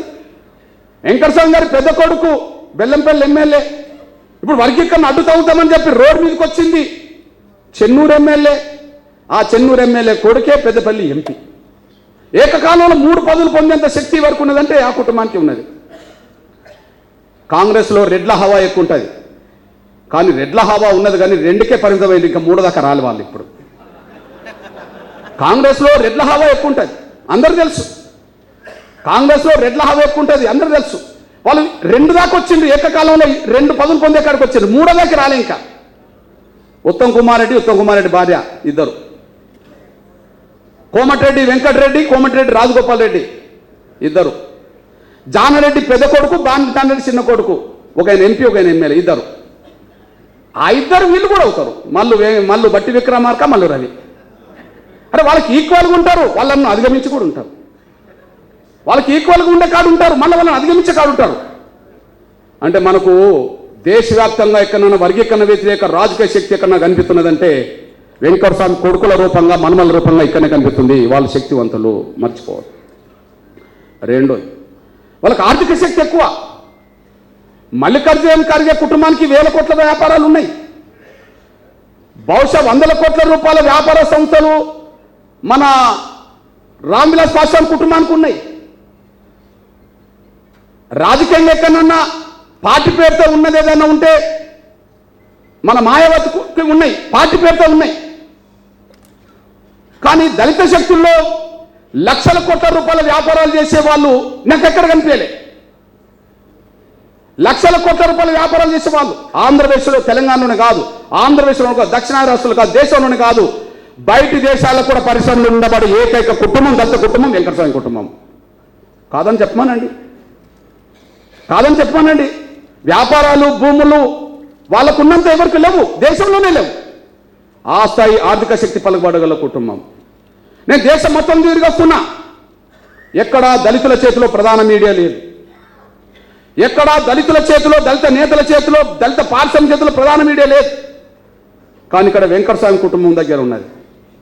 అది V6 కావచ్చు, వెలుగు కావచ్చు, ప్రధాన మీడియాలో భాగం. అంటే ఇవాళ వర్గీకరణ అడ్డుకునే శక్తులు జనాభా రీత్యా ఇక్కడ తక్కువనే కావచ్చు, కానీ పలుకుబడి రీత్యా జాతీయ స్థాయిలో చాలా శక్తివంతులు, ఆర్థికంగా జాతీయ స్థాయిలో దళిత వర్గాలు శక్తివంతులు, మీడియా పరంగా సొంత మీడియాను నడుపుకునేంత శక్తివంతులు ఇవాళ మనకు అడ్డు తగులుతున్నారు. ఇప్పుడు 30 ఏళ్ల పాటు వర్గీకరణ అడ్డుకునే శక్తులు మళ్ళీ అడ్డుకుంటాం అంటున్నారు అనుకో, వాళ్ళని ఏమని పిలవాలా? వాళ్ళకు పేరు పెట్టండి మీరే, ఆ పేరుతో నేను పిలుస్తా. 30 ఏళ్ళుగా కమ్యూనివాడు కాలంలో 4 ఏళ్ళలో పరిష్కారమైంది కదా, మండల కమిషన్ అమలు జరిగే కాలంలో 2-3 ఏళ్ళలో పరిష్కారమైంది కదా, గొడవలు అదో. అరే 30 ఏళ్ళు నెంబర్ పడుతున్నారు, వాళ్ళని ఏమనాలి తల్లి? మనవాదులు అంటే మాలో ఉన్నారు, మనవాదులను ఎందుకంటే నేను వర్గీకరణ సంబంధించిన వాళ్ళు ఒక్కరినే కలిసి పని చేస్తానంటున్నా. మరి ఒక్కరి ముందుకు రాకపోతే వర్గీకరణ వ్యతిరేక శక్తులు నేనేమనాలా?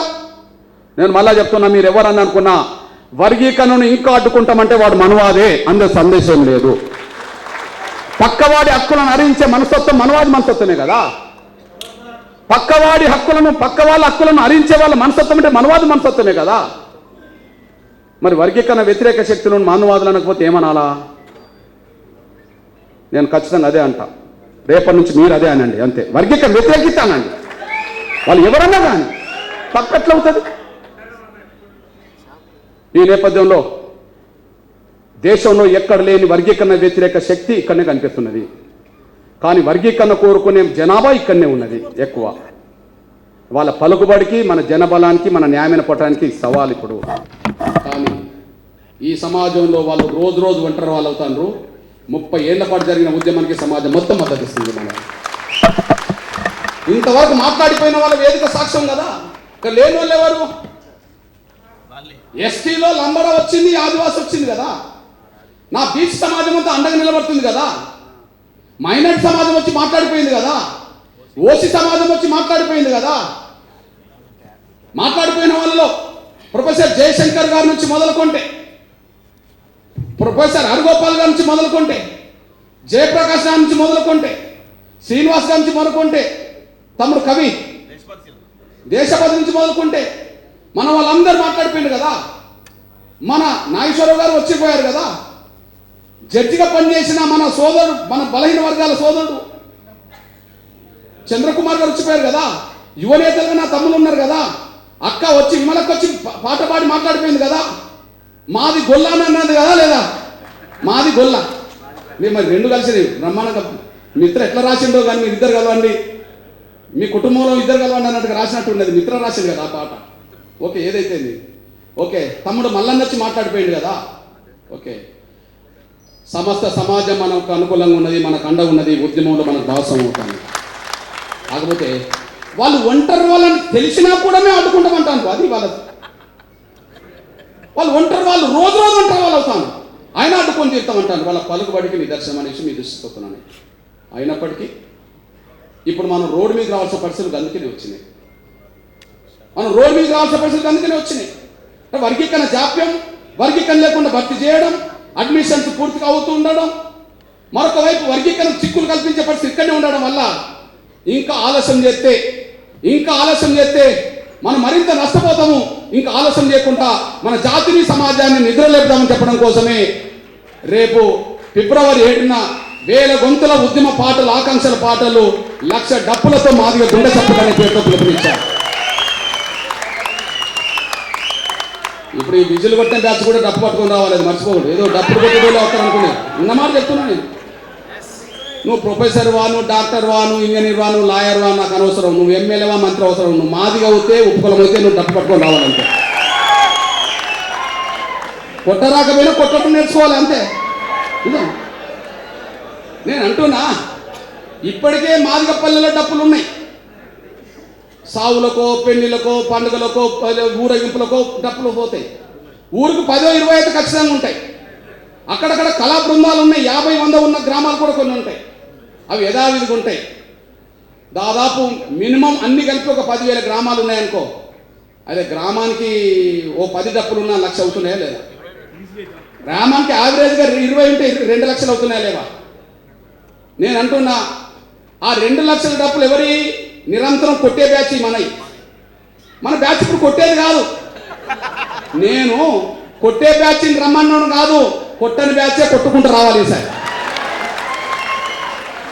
ఇంతకాలం డప్పులు కోరుతూ జీవనోపాధి గడుపుతున్నా, లేదా కళా బృందాలుగా డప్పులతో నమ్ముకొని బతుకుతున్నా వాళ్ళు రావడం ఒకెత్తవుతే, నువ్వు ఇంతవరకు డప్పు పట్టకుండా పోయిన ప్రతి ఒక్కరూ, నువ్వు విద్యార్థి వా, నువ్వు ఉద్యోగస్తుడు వా, నువ్వు లాయర్ వా, నువ్వు డాక్టర్ వా, నువ్వు సర్పంచ్ వా, నువ్వు ఎమ్మెల్యే కాదు, ప్రతి ఒక్కరు డప్పు పట్టుకొని రావాల్సిందే. అందుకోసం డప్పు కొనాల్సిందే. నేను మళ్ళీ చెప్తున్నా, రేపు ఈ విజిల్ కొట్టిన బ్యాచ్ డప్పు పట్టుకొని రాకపోతే నా మనసులో ఉంటుంది. ఎవరు డప్పు పట్టుకొని రాలేదో నా మనసులో ఉంటుంది. ఉన్నమాట చెప్తున్నాను. నేను మొహమాట మాట్లాడతలేను, మెహర్బాన్గా మాట్లాడతలేను. నువ్వు డప్పు పట్టుకోకుండా వస్తే నువ్వు ర్యాలీలో పాల్గొనడానికి కూడా నీకు హక్కు ఉండదు. ఏదో వాళ్ళు కోరుకుంటే మన జెండా పట్టుకొని వస్తే నాకు అనవసరం. డప్పు పట్టుకొని రావు. అందువల్ల డప్పు కొనుక్కోండి, కొనిపియండి. మన వాళ్ళకి డప్పు మీరు కొనండి, డప్పు కొనిపియండి. మీరు కొనియండి, కొనిపియండి అని మీకెందుకు చెప్పాలి? మీరు కొనియాల్సిన బ్యాచ్ కదా ఉద్యోగస్తులు. నేను ఎవరికో అనుకుంటా, నేను ఎవరికో అనుకున్నా మీరు కొనండి, కొనిపియండి అని చెప్పి. కాదు, మీరు కొనండి, కొనియండి. ఇది ఈ బ్యాచ్ అదే ఇప్పుడు.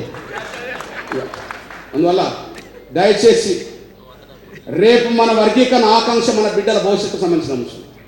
మరింత ఆలస్యం కాకుండా నేను మళ్ళీ చెప్తున్నా, రేవంత్ రెడ్డి గారు ముఖ్యమంత్రి మనకు వ్యతిరేకమని నేను అన్నట్లే, కానీ ఆయన శక్తిని కూడా నిర్వీర్యం చేసే పద్ధతిలో కుట్రలు చేస్తున్నారు వాళ్ళు. ఆ కుట్రలు చేసే వాళ్ళకు పలుకుబడి చాలా కనిపిస్తున్నది. వాళ్ళ పలుకుబడికి మన జనబలమైన ఆకాంక్షకు మధ్య జరుగుతున్న యుద్ధంలో వర్గీకరణ చేస్తానన్న రేవంత్ రెడ్డి గారికి మరింత ముందుకు తీసుకెళ్లి వర్గీకరణ అమలు చేసుకోవడం కోసమే ఆ 1,00,000 డప్పుల గుండె చప్పులు అనేసి కూడా మీరు మర్చిపోదని అనుకుంటున్నాను. ఒక్కసారి మీరు చూడండి, ఊర్లో డప్పు కొడితే ఊరోళ్ళకి అర్థమవుతుంది ఆ డప్పు ఏందని. ఊర్లో డప్పు కొట్టింది అనుకో, ఎవరన్నా ఊరవతల ఉన్నారు అనుకో, ఎవరైనా బయట ఊరోళ్ళు అక్కడికి వచ్చిందనుకో, ఆ శబ్దం మీదే చెప్తారు వీళ్ళు సావు డప్పు కొడుతుందా, పెండి డప్పు కొడుతుందా అని చెప్పి, లేదా ఊరేగి డప్పు కొడుతుందా అని చెప్పి. అసలు ఆ డప్పు శబ్దాన్ని చూసి అంటే ఎవరు చచ్చిపోయినట్టున్నదట, ఆడ సావు డప్పు మోగుతుందని ఆయన అన్నారు కదా. అంటే నేను చెప్పదలుచుందంటే, ఒక ఊర్లో 10 డప్పులు కొడితేనే ఊరంతా తినబడుతుంది కదా. ఒక మండల కేంద్రానికి వచ్చి 100 డప్పులతో డప్పు కొడితే మండల కేంద్రం అంతా దద్దరెళ్తుంది కదా. ఒక్కసారి 1,00,000 డప్పులతో హైదరాబాద్ నగరంలో కొడితే ఎట్లుంటుందో చూడండి. భూమి ఆకాశం దద్దరిల్లాల్సిందే, ప్రపంచం మొత్తం వినపడాల్సిందే మన ఆకాంక్ష. మన డప్పుకు విలువ తీసుకొద్దాం, మన డప్పుకు గుర్తింపు తీసుకొద్దాం,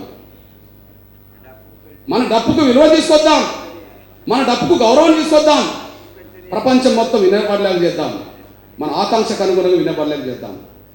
దయచేసి ఈ విషయంలో ఏ ఒక్కరు కూడా ఇంకా 20 రోజుల సమయం ఏదైతే ఉన్నదో, ఆ 20-22 రోజుల సమయంలో ఖచ్చితంగా ప్రతి ఒక్కరు మీరు డప్పు వెంటనే కొనండి. మీరు ఉద్యోగస్తులు కాబట్టి మీరు 10 నుంచి 100 వరకు డప్పులు కొనేటట్టు చేయండి. ముఖ్యంగా మీ సొంత ఊర్లలో డప్పులు కొనే పద్ధతిలో వాళ్ళకి ఇచ్చే ప్రయత్నం చేయండి. ఇది ఒక కార్యక్రమంగా మీరు పెట్టాల్సిందిగా. 100 డప్పులు నువ్వు కొడుతూ కొట్టేటోళ్ళకి, నువ్వు కొట్టకుండా వాళ్ళకి ఇస్తే కూడా నువ్వు వద్దు. నువ్వు కొడుతూ వాళ్ళకి ఇవ్వాలి. అవునా? ఓకే. అసలు విచిత్రమైనది మళ్ళీ ఒకసారి చెప్తున్నా పట్టండి. మళ్ళీ చెప్తున్నాను నేను. రేపు ఇప్పటికే కొట్టుకుంటూ జీవనం గడుపుతున్న మాదిగ కళాకారులే కాదు, ఇప్పటి వరకు కొట్టకుండా ఉన్న మన బ్యాచే కాదు నాతో పాటు రేపు మన బీసీ నాయకులు కూడా వచ్చి డప్పు కొడతారు చూడండి. అసలు ప్రొఫెసర్ అరగోపాల్తో డప్పు కొట్టి తెచ్చుకుంటుందో చూడండి. ఎందుకు కొట్టద్దమ్మా? డప్పు ఏమైనా అంటారా? డప్పు ఏమైనా అంటారా? మనల్ని మన డిమాండ్ను సమర్థించే వాళ్ళు, మన డప్పును గౌరవించే వాళ్ళు ఏ కులమైనా రేపు కొడతారు చూడండి. నేను కే శ్రీనివాస్ని అడుగుతా, అన్నా నువ్వు డప్పు కొట్టాలి అని అంట, వరుసల వల్ల నిలబెడతా. జయప్రకాష్ నారాయణ సార్ మా ఉద్యమం మీద నీకు గౌరవం ఉంటే మా డప్పు కొట్టు సార్ అని చెప్పేసి రేపు చిత్ర విచిత్రాలు చూడబోతున్నాయి ప్రపంచం మొత్తం. లక్ష డప్పులు రేపు చిత్ర విచిత్రాలు చూడబోతున్నారు. అంతే. అంతకంటే ముఖ్యంగా మా తమ్ములకు చెప్పా, మా పృథ్వీకున్న విఠలకు మల్లన్న కూడా వీళ్ళకి చెప్పా, 7వ తారీఖు నాడు మనది 1,00,000 డప్పుల గుండె చప్పుళ్ళు. 1,00,000 కాదు, పెరుగుతాయి, అది వేరే విషయం. పెరుగుతాయా లేవా? పెరుగుతాయి, అది సమస్య కాదు. అర్థమైపోయింది. ఇప్పటికే మాదిగలందరూ డప్పులు కాసుకుంటాను, నిప్పుల్లో కాస్తాను, ఏదో జరగబోతుంది కథ అని చెప్పి. వీళ్ళు ఉత్తగా రాడే, ఏదో యుద్ధం అంటే నేస్తారు మనవులు కూడా. ఉత్తగా మీటింగ్ పెట్టినప్పుడు రారమ్మా వీళ్ళు. ఈ బ్యాచ్ ఏదైనా సవాల్ వచ్చిందనుకో వీడు ముందటుంటాడు.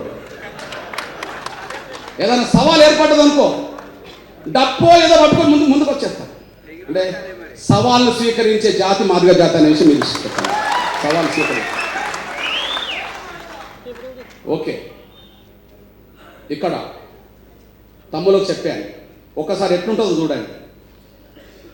మనది సాంస్కృతిక ప్రదర్శనే కదా, సభ్యం కాదు. పెద్ద అంబేద్కర్ సెక్రటరీ నుంచి మొదలుకొని, నెక్లెస్ రోడ్ నుంచి మొదలుకొని సరిగ్గా మన ట్యాంక్ బండ్ నుంచి చిన్న అంబేద్కర్ దగ్గరకు వస్తాం. ఒక మాట చెప్పంటే, సాగరహారం అటు జరిగింది, మిలియన్ మార్చ్ ఇటు జరిగింది, 2 కలిపి 1,00,000 డప్పుల దండోర జరుగుతుంది. సాగరహారం ఎటు జరిగింది, అవతల వైపు జరిగింది. మిలియన్ మార్చ్ ఎక్కడ జరిగింది, రేపు 1,00,000 డప్పుల దండోర ఎక్కడ జరుగుతుంది, గుండె చప్పుళ్ళు మొత్తం జరుగుతుంది. ఒక్కసారి ఆ చిత్రం కనుక చూస్తే ప్రపంచంలో మొత్తం మన డప్పుల శబ్దానికి అబ్బా తలవంతగా తప్పదు రేపు భవిష్యత్తు ఆ స్థాయికి తీసుకొద్దాం. కానీ ఇంకొక అవకాశం కూడా ఆలోచిస్తున్నాం. మన కళా ప్రదర్శనలకు మద్దతుగా,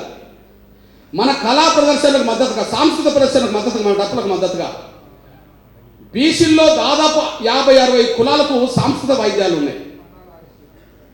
ఆదివాసుల్లో దాదాపు 20-30 తెగలకు సాంస్కృతిక వైద్యాలు ఉన్నాయి. మన దళితుల్లో వచ్చే సాంస్కృతిక వైద్యాలు మరికొన్ని ఉన్నాయి. 26 జనవరి అప్పుడు పరేడ్ గ్రౌండ్లో ఏం జరుగుతాయి, శకటాలు జరుగుతాయి. మేము వర్గీకరణ సమర్పిస్తున్నాం, 1,00,000 డప్పులకు మద్దతుగా ముందు మా సాంస్కృతిక వాయిద్యాన్ని వినిపిస్తున్నాం అని చెప్పి ప్రతి కులంతో శకటాలు పెట్టిద్దాం. తమ్ముడు సహకరిస్తే, మద్దతు ఇస్తే అదో ప్రదర్శన. ఒక శకటం ఉంటుంది, దాని ముందర ఒక వాయిద్యం ఉంటుంది. 100 మంది చాలా బ్యాచ్, మన బ్యాచ్ 100 మంది చాలు. ఇప్పుడు మన తమ్ముడు ఉన్నారు, గొల్ల కుర్మ, డోల్ దెబ్బ, గొల్లమ కుర్మది ఒక శకటం వస్తుంది, దాని ముందు డోల్ దెబ్బ బ్యాచ్ మన వాళ్ళు ఒక 100 మంది ముందొట్టుంటారు. 100 మంది చాలు. ఇట్లా రాబోయే కొద్ది రోజుల్లో అది 1వ తారీఖు నాడు పెడదామా, 2వ పెడదామా. రేపు ఎంబీసీ సమావేశం జరగబోతుంది. ఆ ఎంబీసీ సమావేశంలో ఖచ్చితంగా తేదీ డిసైడ్ అవుతుంది. ఖచ్చితంగా మినిమం 100 కులాలతో కళా ప్రదర్శన జరగబోతుంది అనేసి కూడా మేము అంటే మనకు మద్దతు. ఇక మనకు మద్దతుగానే 100 కులాలు రేపు రోడ్డు మీదకి వస్తే మాదిగోళ్ళు ఇళ్లలో ఉంటే వాళ్ళే అనుకుంటారు, రే మన కోసం అందరు పోయినరా, ఇక మనం పోకపోతే మనం బతికినట్టు కాదురా, చచ్చినట్టు అవుతుంది అంటే వాళ్ళే భావిస్తుంది. ఆ ప్రయత్నం కూడా తమ్ములు మీ మీద బాధ్యత ఉన్నది. చాలు 100 శకటాలు, ఒక్కొక్క శకటం ముందు 100 మంది చాలు, వాళ్ళ వాయిద్యాలు వినిపించడం 100 మంది చాలు. ఈ విధంగా సమాజం యావత్తు ఎంఆర్పిఎస్కు వర్గీకరణకు లక్ష్యానికి అండగున్నదనే ఒక సంకేతం వెళ్ళిపోతుంది. మరింత జాప్యం జరగకుండా రేవంత్ రెడ్డి గారి సర్కారు ముందుకు వస్తుంది. ఏదైనా చిక్కులు కల్పించే ప్రయత్నం చేస్తే ఖచ్చితంగా 1,00,000 డప్పులు మన దండోరే గుండె చప్పుడే ప్రపంచానికి వినిపించడం చేసి వర్గీకరణ వెంటనే అమలు చేసుకోవడం దారితీస్తుంది. ఆ ఒక్క కార్యక్రమానికి మీరు ముందుకు రావాల్సిందిగా సవినం కోరుతున్నాను. దీనికి ఒక చిన్న విజ్ఞప్తి. మన మాలా మాదిగలతో పోల్చుకుంటే ఇంకా మేము వెనుకబడ్డామనబడుతున్న మన దళిత కులాలు ఏవైతున్నాయో, మాలా మాదిగలతో పోల్చుకుంటే ఇంకా వెనుకబడ్డామంటున్న మన దళిత కులాలు ఏవైతున్నాయో, ఆ వెనుకబడిపోతున్న మాట, వెనుకబడిపోయిన మాట వాస్తవం. కానీ అక్కడక్కడ ఒక అపశృతి లాంటి కొన్ని మాటలు వినబడుతుంటాయి. తెలియక మాట్లాడితే మనం అర్థం చేసుకోవచ్చు, వాళ్ళని సరిచేయవచ్చు. తెలిసి ఉద్దేశపూర్వకంగా మాట్లాడితే కొద్దిగా ఇబ్బందిగా ఉంటాయి. కొన్ని సందర్భాల్లో ఏం మాట్లాడతారంటే, మాకు ఏ మాట రాలేదు, మాలా మాదిగలే దోచుకున్నారు అని. మాకు ఏ మాట రాలేదు, మాలా మాదిగలే దోచుకున్నారు అని చెప్పి. ఇది శాస్త్రీయమైన వాదన కాదు. దాన్ని మనం ముందు అర్థం చేసుకోవాలి. నేను మళ్ళీ చెప్తున్నా, ఏ కులమైనా తమకు ఈ రకంగా అన్యాయం జరిగింది కాబట్టి మాకు ఈ న్యాయమైన ఈ వాట దక్కాలని కోరుకోవడం తప్పు కాదు. ఏ కులమైనా సరే నేను దాన్ని స్వాగతిస్తా. కానీ దోషిగా ఎవరిని నిలబెట్టాలో వాళ్ళతో, ఆ దోషితో యుద్ధం చేస్తున్న వీళ్ళని కూడా దోషిగా నిలబెట్టడం అనేది న్యాయం కాదు. ఇక్కడ వర్గీకరణ వ్యతిరేక శక్తులు ఎవరు? మాలల నుంచి వస్తున్నాయి. వర్గీకరణ కోరుకుంటూ యుద్ధ భూములు ఉన్న వాళ్ళు ఎవరు? మాదిగలు కోరుకున్న డిమాండ్ మాదిగల వరకే కాకుండా అందరికీ పంచమంటున్నాయి. కానీ కొంతమంది మాకు ఏమి రాలేదు, మాలా మాదిగలే దోసుకున్నారు అని అంటే, మరి మాలా మాదిగలే దోసుకుంటే ఉపకులాల వర్గీకరణ కోరుకోవాలి, కానీ మాదిగలు ఎందుకు కోరుకోవాలి? మాలలు మాదిగలు ఇద్దరు కలిసి దోసుకున్నారు అనుకో, ఇక మాలలు మాదిగలు వర్గీకరణ వ్యతిరేకించాలి, దోసుకునే సెక్షన్లు ఉంటారు కాబట్టి. మిగిలిన 57 కులాలు వర్గీకరణ కోరుకోవాలి, తప్పేం లేదు. మరి మాదిగలు ఎందుకు వర్గీకరణ కోరుకుంటారు? ఈ ఒక్క విషయం మీరు అర్థం చేసుకుంటారని ఆశిస్తున్నాను. నేను ఎగ్జాంపుల్ ఒక లెక్క చెప్తాను.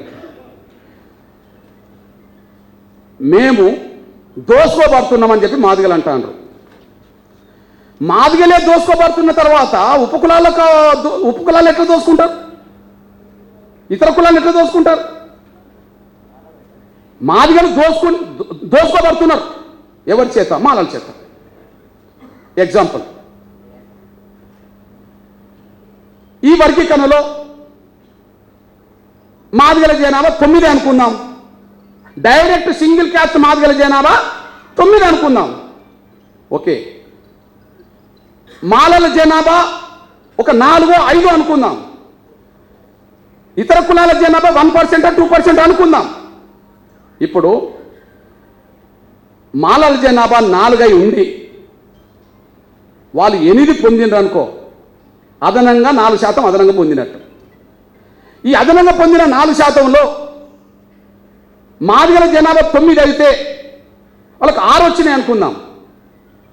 వీళ్ళు కోల్పోయింది ఎంత? 3 కోల్పోయారు.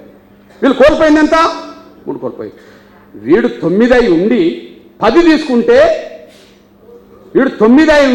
తీసుకుంటే ఇతర కులాల అవకాశాలు దోసుకున్నట్టు. వీడు 9 ఉండి 6 తీసుకున్నాడు అనుకో, నీకు 1 రావాల్సిన కాడ ఆఫ్ వచ్చింది అనుకో, నీకు 1 రావాలి, నీకు 1 రావాల్సిన కాడ ఆఫ్ వచ్చింది అనుకో, నువ్వు నష్టపోయింది ఎంత? ఆఫ్. మాదిగలు నష్టపోయింది ఎంత? 3. ఈ ఇద్దరు కలిపి దోసుకున్నది ఎవరు? ఇది అర్థం చేసుకోవాలి. వీళ్ళకు రావాల్సిన 9 కంటే 10 తీసుకుంటే ఆ 1%లో ఉపకులాల వాట ఇతర కులాల వాట దోసుకున్నట్టే. అంటే మీకు 1% వస్తే ఆ పర్సెంట్ వీళ్ళు తిన్నట్టే. మాదిగలకు రావాల్సిన 9% వాట కంటే ఒక 2% తగ్గింది అనుకుంటే ఆ 2% ఇతర కుల దళిత కులాలు తీసుకున్నట్టు కాదు, మాలలు తీసుకున్నట్టే. అందువల్ల మాలలు వాళ్ళ జనాభా కంటే ఎక్కువ పొందడం వల్ల మాదిగలు నష్టపోయారు, ఇతర కులాలు నష్టపోయారు.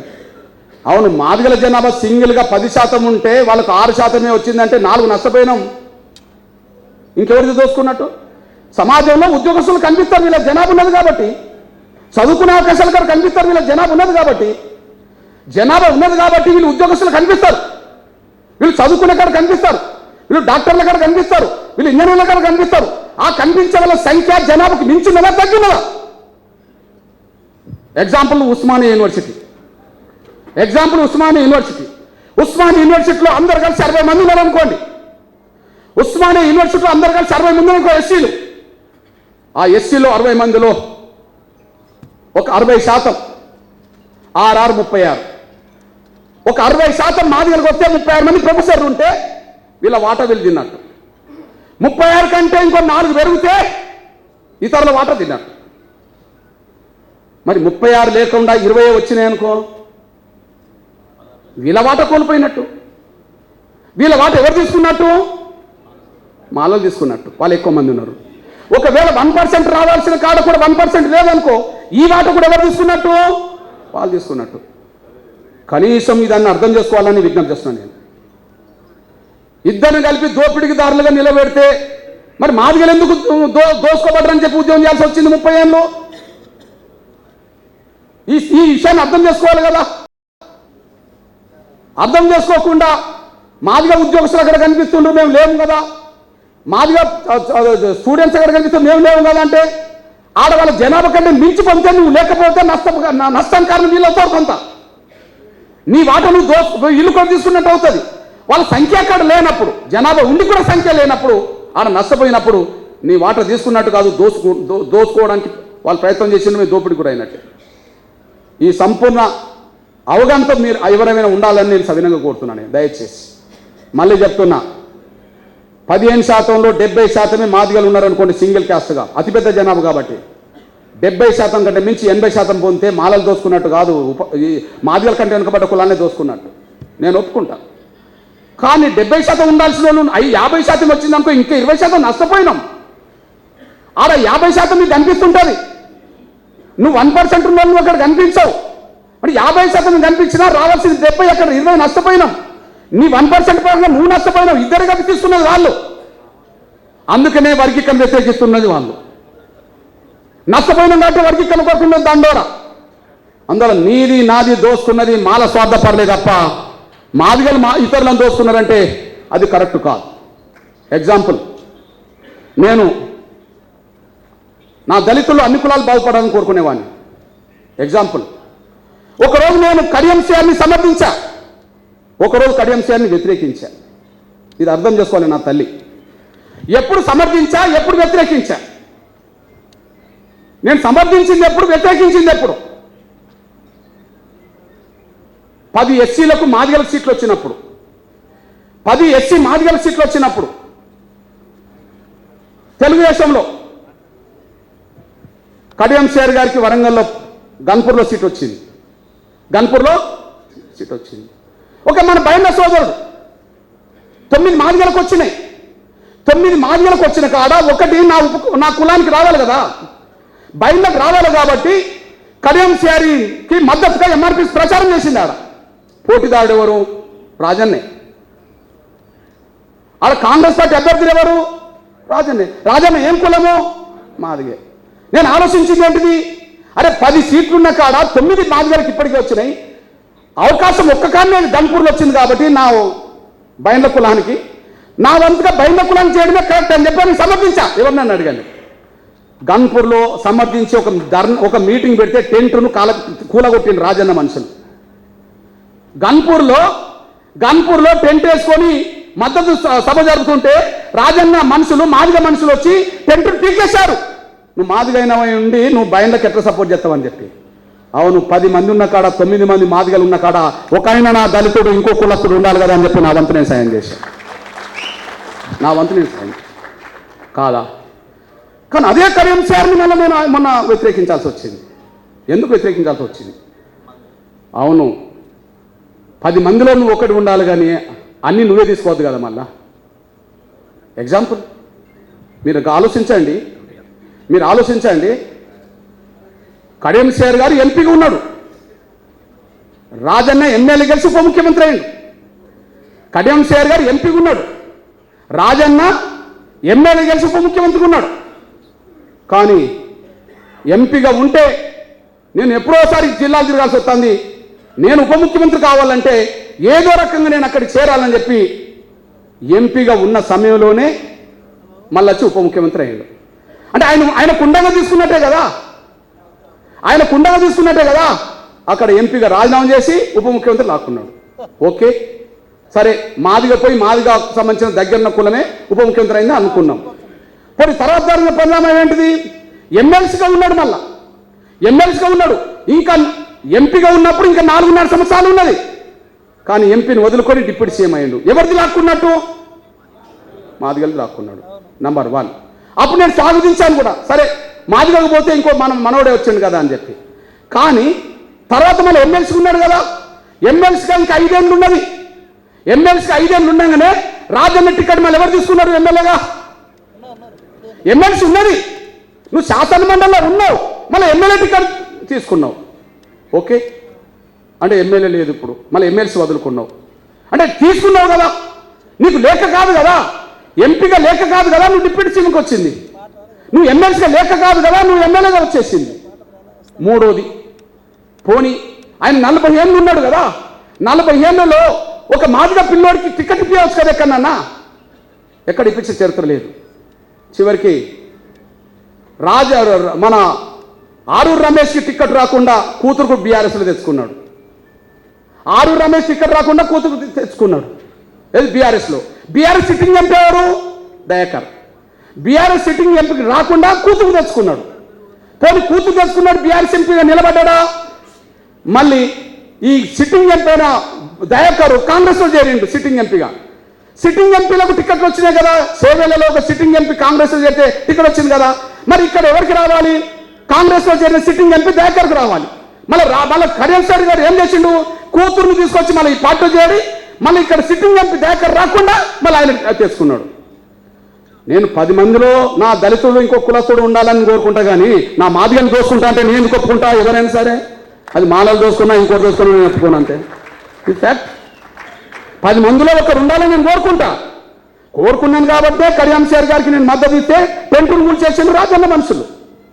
కానీ ఎంపీగా ఉండి డిప్యూటీ సీఎం తీసుకుంటే, ఎమ్మెల్సీగా ఉండి ఎమ్మెల్యే తీసుకుంటే, ఎంపీగా ఉన్న వాళ్ళకి టికెట్ రాకుండా బిడ్డకి ఇప్పిస్తే నువ్వు ఎవరి కోసం పనిచేసినట్టు?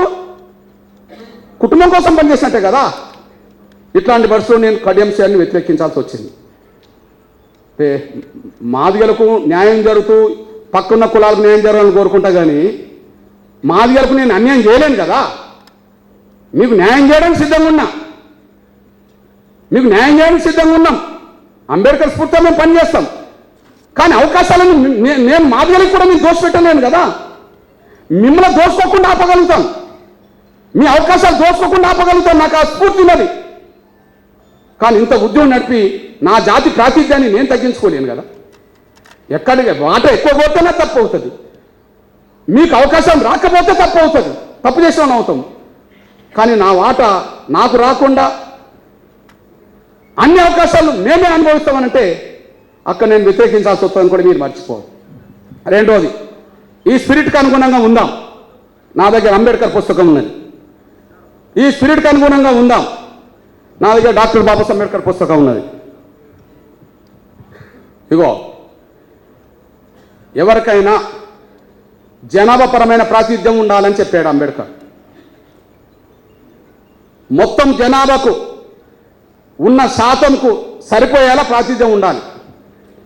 మొత్తం జనాభాకు ఉన్న శాతానికి తగ్గే విధంగా ప్రాతినిధ్యం ఉండాలి. సేమ్ టైం ఏ కులం ఉద్యోగస్తులైనా వాళ్ళ జనాభా కంటే మించి ఉండొద్దు. అంటే ఇక్కడ సూత్రం ఏంటిది? జనాభా నిశ్చితంగా ఉండాలి, జనాభాకు మించి ఉండొద్దని ఆయన చెప్తున్నాడు. మళ్ళీ అవును, ఈ సూత్రం ప్రకారమే మాదిగలకు 9% రావాలి అనుకుంటే 9% రావాలి. మాకు 10% వస్తే జనాభాకు మించి ఉన్నట్టు. నేను దాన్ని తప్పుపడతా. నా మాదిగేతర ఇతర కులాలు 2% ఉంటే 2% రావాలి, 1% ఉంటే 1% రావాలి. నేను దాన్ని స్వాగతిస్తాను. నేను ఎవరినైనా డాక్టర్ బాబాసాహెబ్ అంబేద్కర్ చెప్పిన దాని ప్రకారం న్యాయబద్ధంగా జనాభారం పంచుకోవాల్సిందే. ఓకే, ఒక బైండ్ల కులం జనాభా 1% కాదు, చిందు జనాభా 1% కాదు, డక్కల్ జనాభా 1% కాదు. ఇప్పుడు మాట్లాడుతూ మన చిందు తమ్ముడు ఒక మాట మాట్లాడాడు. మా ఉపకులాల్లో కూడా రాజకీయంగా ఎదిగిన వాళ్ళు ఉన్నారు. ఆయన అన్నమాట అన్నాడా? ఉన్నాడా? ఈశ్వరేనా? మా ఉపకులాల్లో కూడా మేము మాదిగల జనాభా ఎక్కువ కాబట్టి భవిష్యత్తులో మాకు అవకాశాలు రావాలని మేము అనుమానిస్తున్నాం. ఓకే, నీ అనుమానం కరెక్ట్ అయితే 100% నువ్వు కోరుకునే స్వేచ్ఛ ఉన్నది, హక్కున్నది, నేను గౌరవిస్తా, దానికి అనుగుణంగా స్పందిస్తా. కానీ ఇంకొక మాట ఏంది, మా ఉపకులాల్లో కూడా రాజకీయంగా ఎదిగిన వాళ్ళు ఉన్నారు, వాళ్ళతో మేము పోటీ పడదామన్నారు. అంటే మన వాళ్ళని ఉద్దేశించి అన్నట్టుగా కనిపిస్తున్నది. ఆయన వరంగల్లే కాబట్టి, ఈశ్వర్ ఎక్కడ వరంగల్లే కాబట్టి. అప్పుడు మేము జనాభా లేకపోయినా మాకు షేర్ ఎక్కువ ఇవ్వాలనే మాట వచ్చింది అనుకోండి, ఎవరి నుండి తీసేయాలా? పంపకం చేసుకోమని అంబేద్కర్ చెప్పే అంత ఉన్నది. ఎవరికైనా జనాభా పరంగా ప్రాతినిధ్యం ఉండాలన్నాడు. జనాభాకు ఎవరికైనా మించి ఉండద్దని చెప్పిండు, పంచుకోవాలని కూడా చెప్పిండు. ఇది సూత్రం. ఈ సూత్రానికి లోబడి నా వరకు నేను ప్రయత్నం చేసే విషయంలో మాదిగలతో పాటు నా మాదిగలకు అనుబంధంగా ఉన్నా లేకపోయినా ఎవరి వాటా వాళ్ళకు దక్కాలి. అదే సమయంలో జనాభా కంటే 1% ఉన్నా అందులో 1% కూడా లేకపోతే వాళ్ళకి సరైన ప్రాతినిధ్యం వచ్చే విధంగా నా వంతు ప్రయత్నం చేస్తా. 1% కూడా లేకపోతే ప్రాతినిధ్యం వచ్చేటట్టు ప్రయత్నం చేస్తా. నా బాధ్యత ఇది. మరో 10 ఏళ్లకు మరో 20 ఏళ్లకు మేము వీళ్ళ వల్ల నష్టపోయినామనే మాట రాకుండా నా జాగ్రత్తలు నేను తీసుకుంటా. మరో 10 ఏళ్లకు మరో 20 ఏళ్లకు మరో 30 ఏళ్లకు వీళ్ళ వల్ల మేము నష్టపోయినామన్న మాట రాకుండా నా జాగ్రత్తలు నేను తీసుకుని నేను చెప్పే కూడా నేను చెప్తా.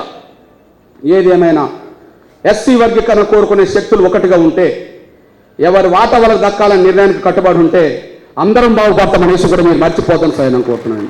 కాకపోతే మాలా మాదిగలే దోసుకున్నారు అంటే, మాలా మాదిగలు దోసుకుంటే మేము మాలా మాదిగలు వర్గీకరణ వ్యతిరేకించాలి. ఈ మాదిగలు ఎందుకు వర్గీకరణ కోరుకోవాలి? ఈ 50 ఏళ్ళు ఈ 30 ఏళ్ళు నష్టపోయిన వర్గంలో మాదిగలు ఉన్నారు. జనసంఖ్య గల మాదిగలు వాళ్ళు కనిపిస్తారు, అక్కడ ప్రొఫెసర్గా కనిపిస్తారు. 40 మంది కనిపిస్తే 10 అదనంగా తీసుకున్నట్టు, 20 మంది తీసుకుంటే నష్టపోయినట్టు. నష్టపోయిన వర్గంలో ఉన్నారు పెద్ద జనాభా, 20 మంది కనిపిస్తారు. స్టూడెంట్స్ గారు కనిపిస్తారు, ఉద్యోగాలు కనిపిస్తారు, అందరూ కనిపిస్తారు. జనాభా ఉన్నది కాబట్టి కనిపిస్తారు. కానీ జనాభాకు మించి కనిపిస్తుండ్రా? పోనీ జనాభా పరంగా నన్ను కనిపిస్తుండ్రా? తక్కువ కనిపిస్తుంది కదా. తక్కువ ఉండడం వల్ల కదా వర్గీకరణ ఉద్యమం వచ్చేసింది.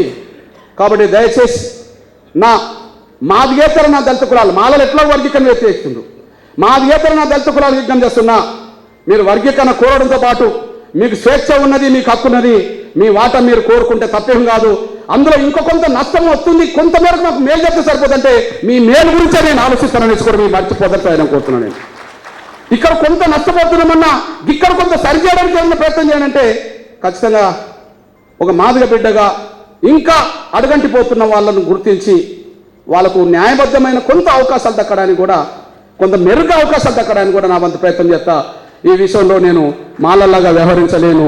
ఖచ్చితంగా అంబేద్కర్ స్ఫూర్తికి అనుగుణంగానే మరింత ముందుకు తీసుకెళ్లే విధంగా నా పాత్ర పోషిస్తానని కూడా మీరు మర్చిపోతాను సార్ అనుకుంటున్నాను. దయచేసి ఈ విషయాన్ని అర్థం చేసుకోవాల్సిందిగా నేను సవినంగా మిమ్మల్ని కోరుకుంటూ, రాబోయే రోజుల్లో జరిగే ప్రయాణం మన కళ్ళ ముందుతున్నది. మన బిడ్డల నోటికాడు కూడా 3 సార్లు లాగారు. ఒకసారి 97లో సాధించింది గుంజుకున్నారు, 2000 సంవత్సరంలో సాధించింది 2004లో గుంజుకున్నారు, 2004లో సాధించింది కూడా 24లో సాధించింది కూడా గుంజుకునే ప్రయత్నం చేస్తున్న సమయంలో మన బిడ్డల వాట మనకు దక్కే విధంగా రేపు ఏదైతే ఫిబ్రవరి 7న జరగబోయే వేలాది గొంతుల ఉద్యమ పాటలు అవుతున్నాయో, 1,00,000 డప్పులతో ఏదైతే మాది గుండె చప్పులు అవుతున్నదో ఆ కార్యక్రమాన్ని పూర్తిగా జయప్రదం చేయాలని చెప్పి నేను సవినంగా కోరుకుంటూ, ఇంకా 20 రోజుల టైం ఉన్నది కాబట్టి దయచేసి మీరు ఉద్యోగస్తులారా మీరు డప్పు కొనుక్కోండి. మీ ఊర్లో ఒక్కొక్కరు 10 డప్పుల నుంచి 100 డప్పులు కొనిచ్చే ప్రయత్నం చేయాల్సిందిగా నేను సవినంగా కోరుకుంటూ, ఉన్న డప్పులు రావాలి, కొత్త డప్పులు వచ్చి మోగాలి, ప్రతి ఒక్కరు బాధ్యత తీసుకోవాలని కూడా సవినంగా విజ్ఞప్తి చేస్తూ, అన్న ఖచ్చితంగా మేము డప్పు కొనుక్కుంటాం, డప్పు మా గ్రామంలో 10 నుంచి 100 కొనిస్తాం, ఆ డప్పు పట్టుకొనే కొట్టుకుంటామన్న వాళ్ళు ఆత్మసాక్షిగా చేతులు ఎత్తాల్సిందిగా నేను సవినంగా కోరుతూ ముగిస్తున్నాను. జై భీమ్, జై జీవన్. ధన్యవాదాలు.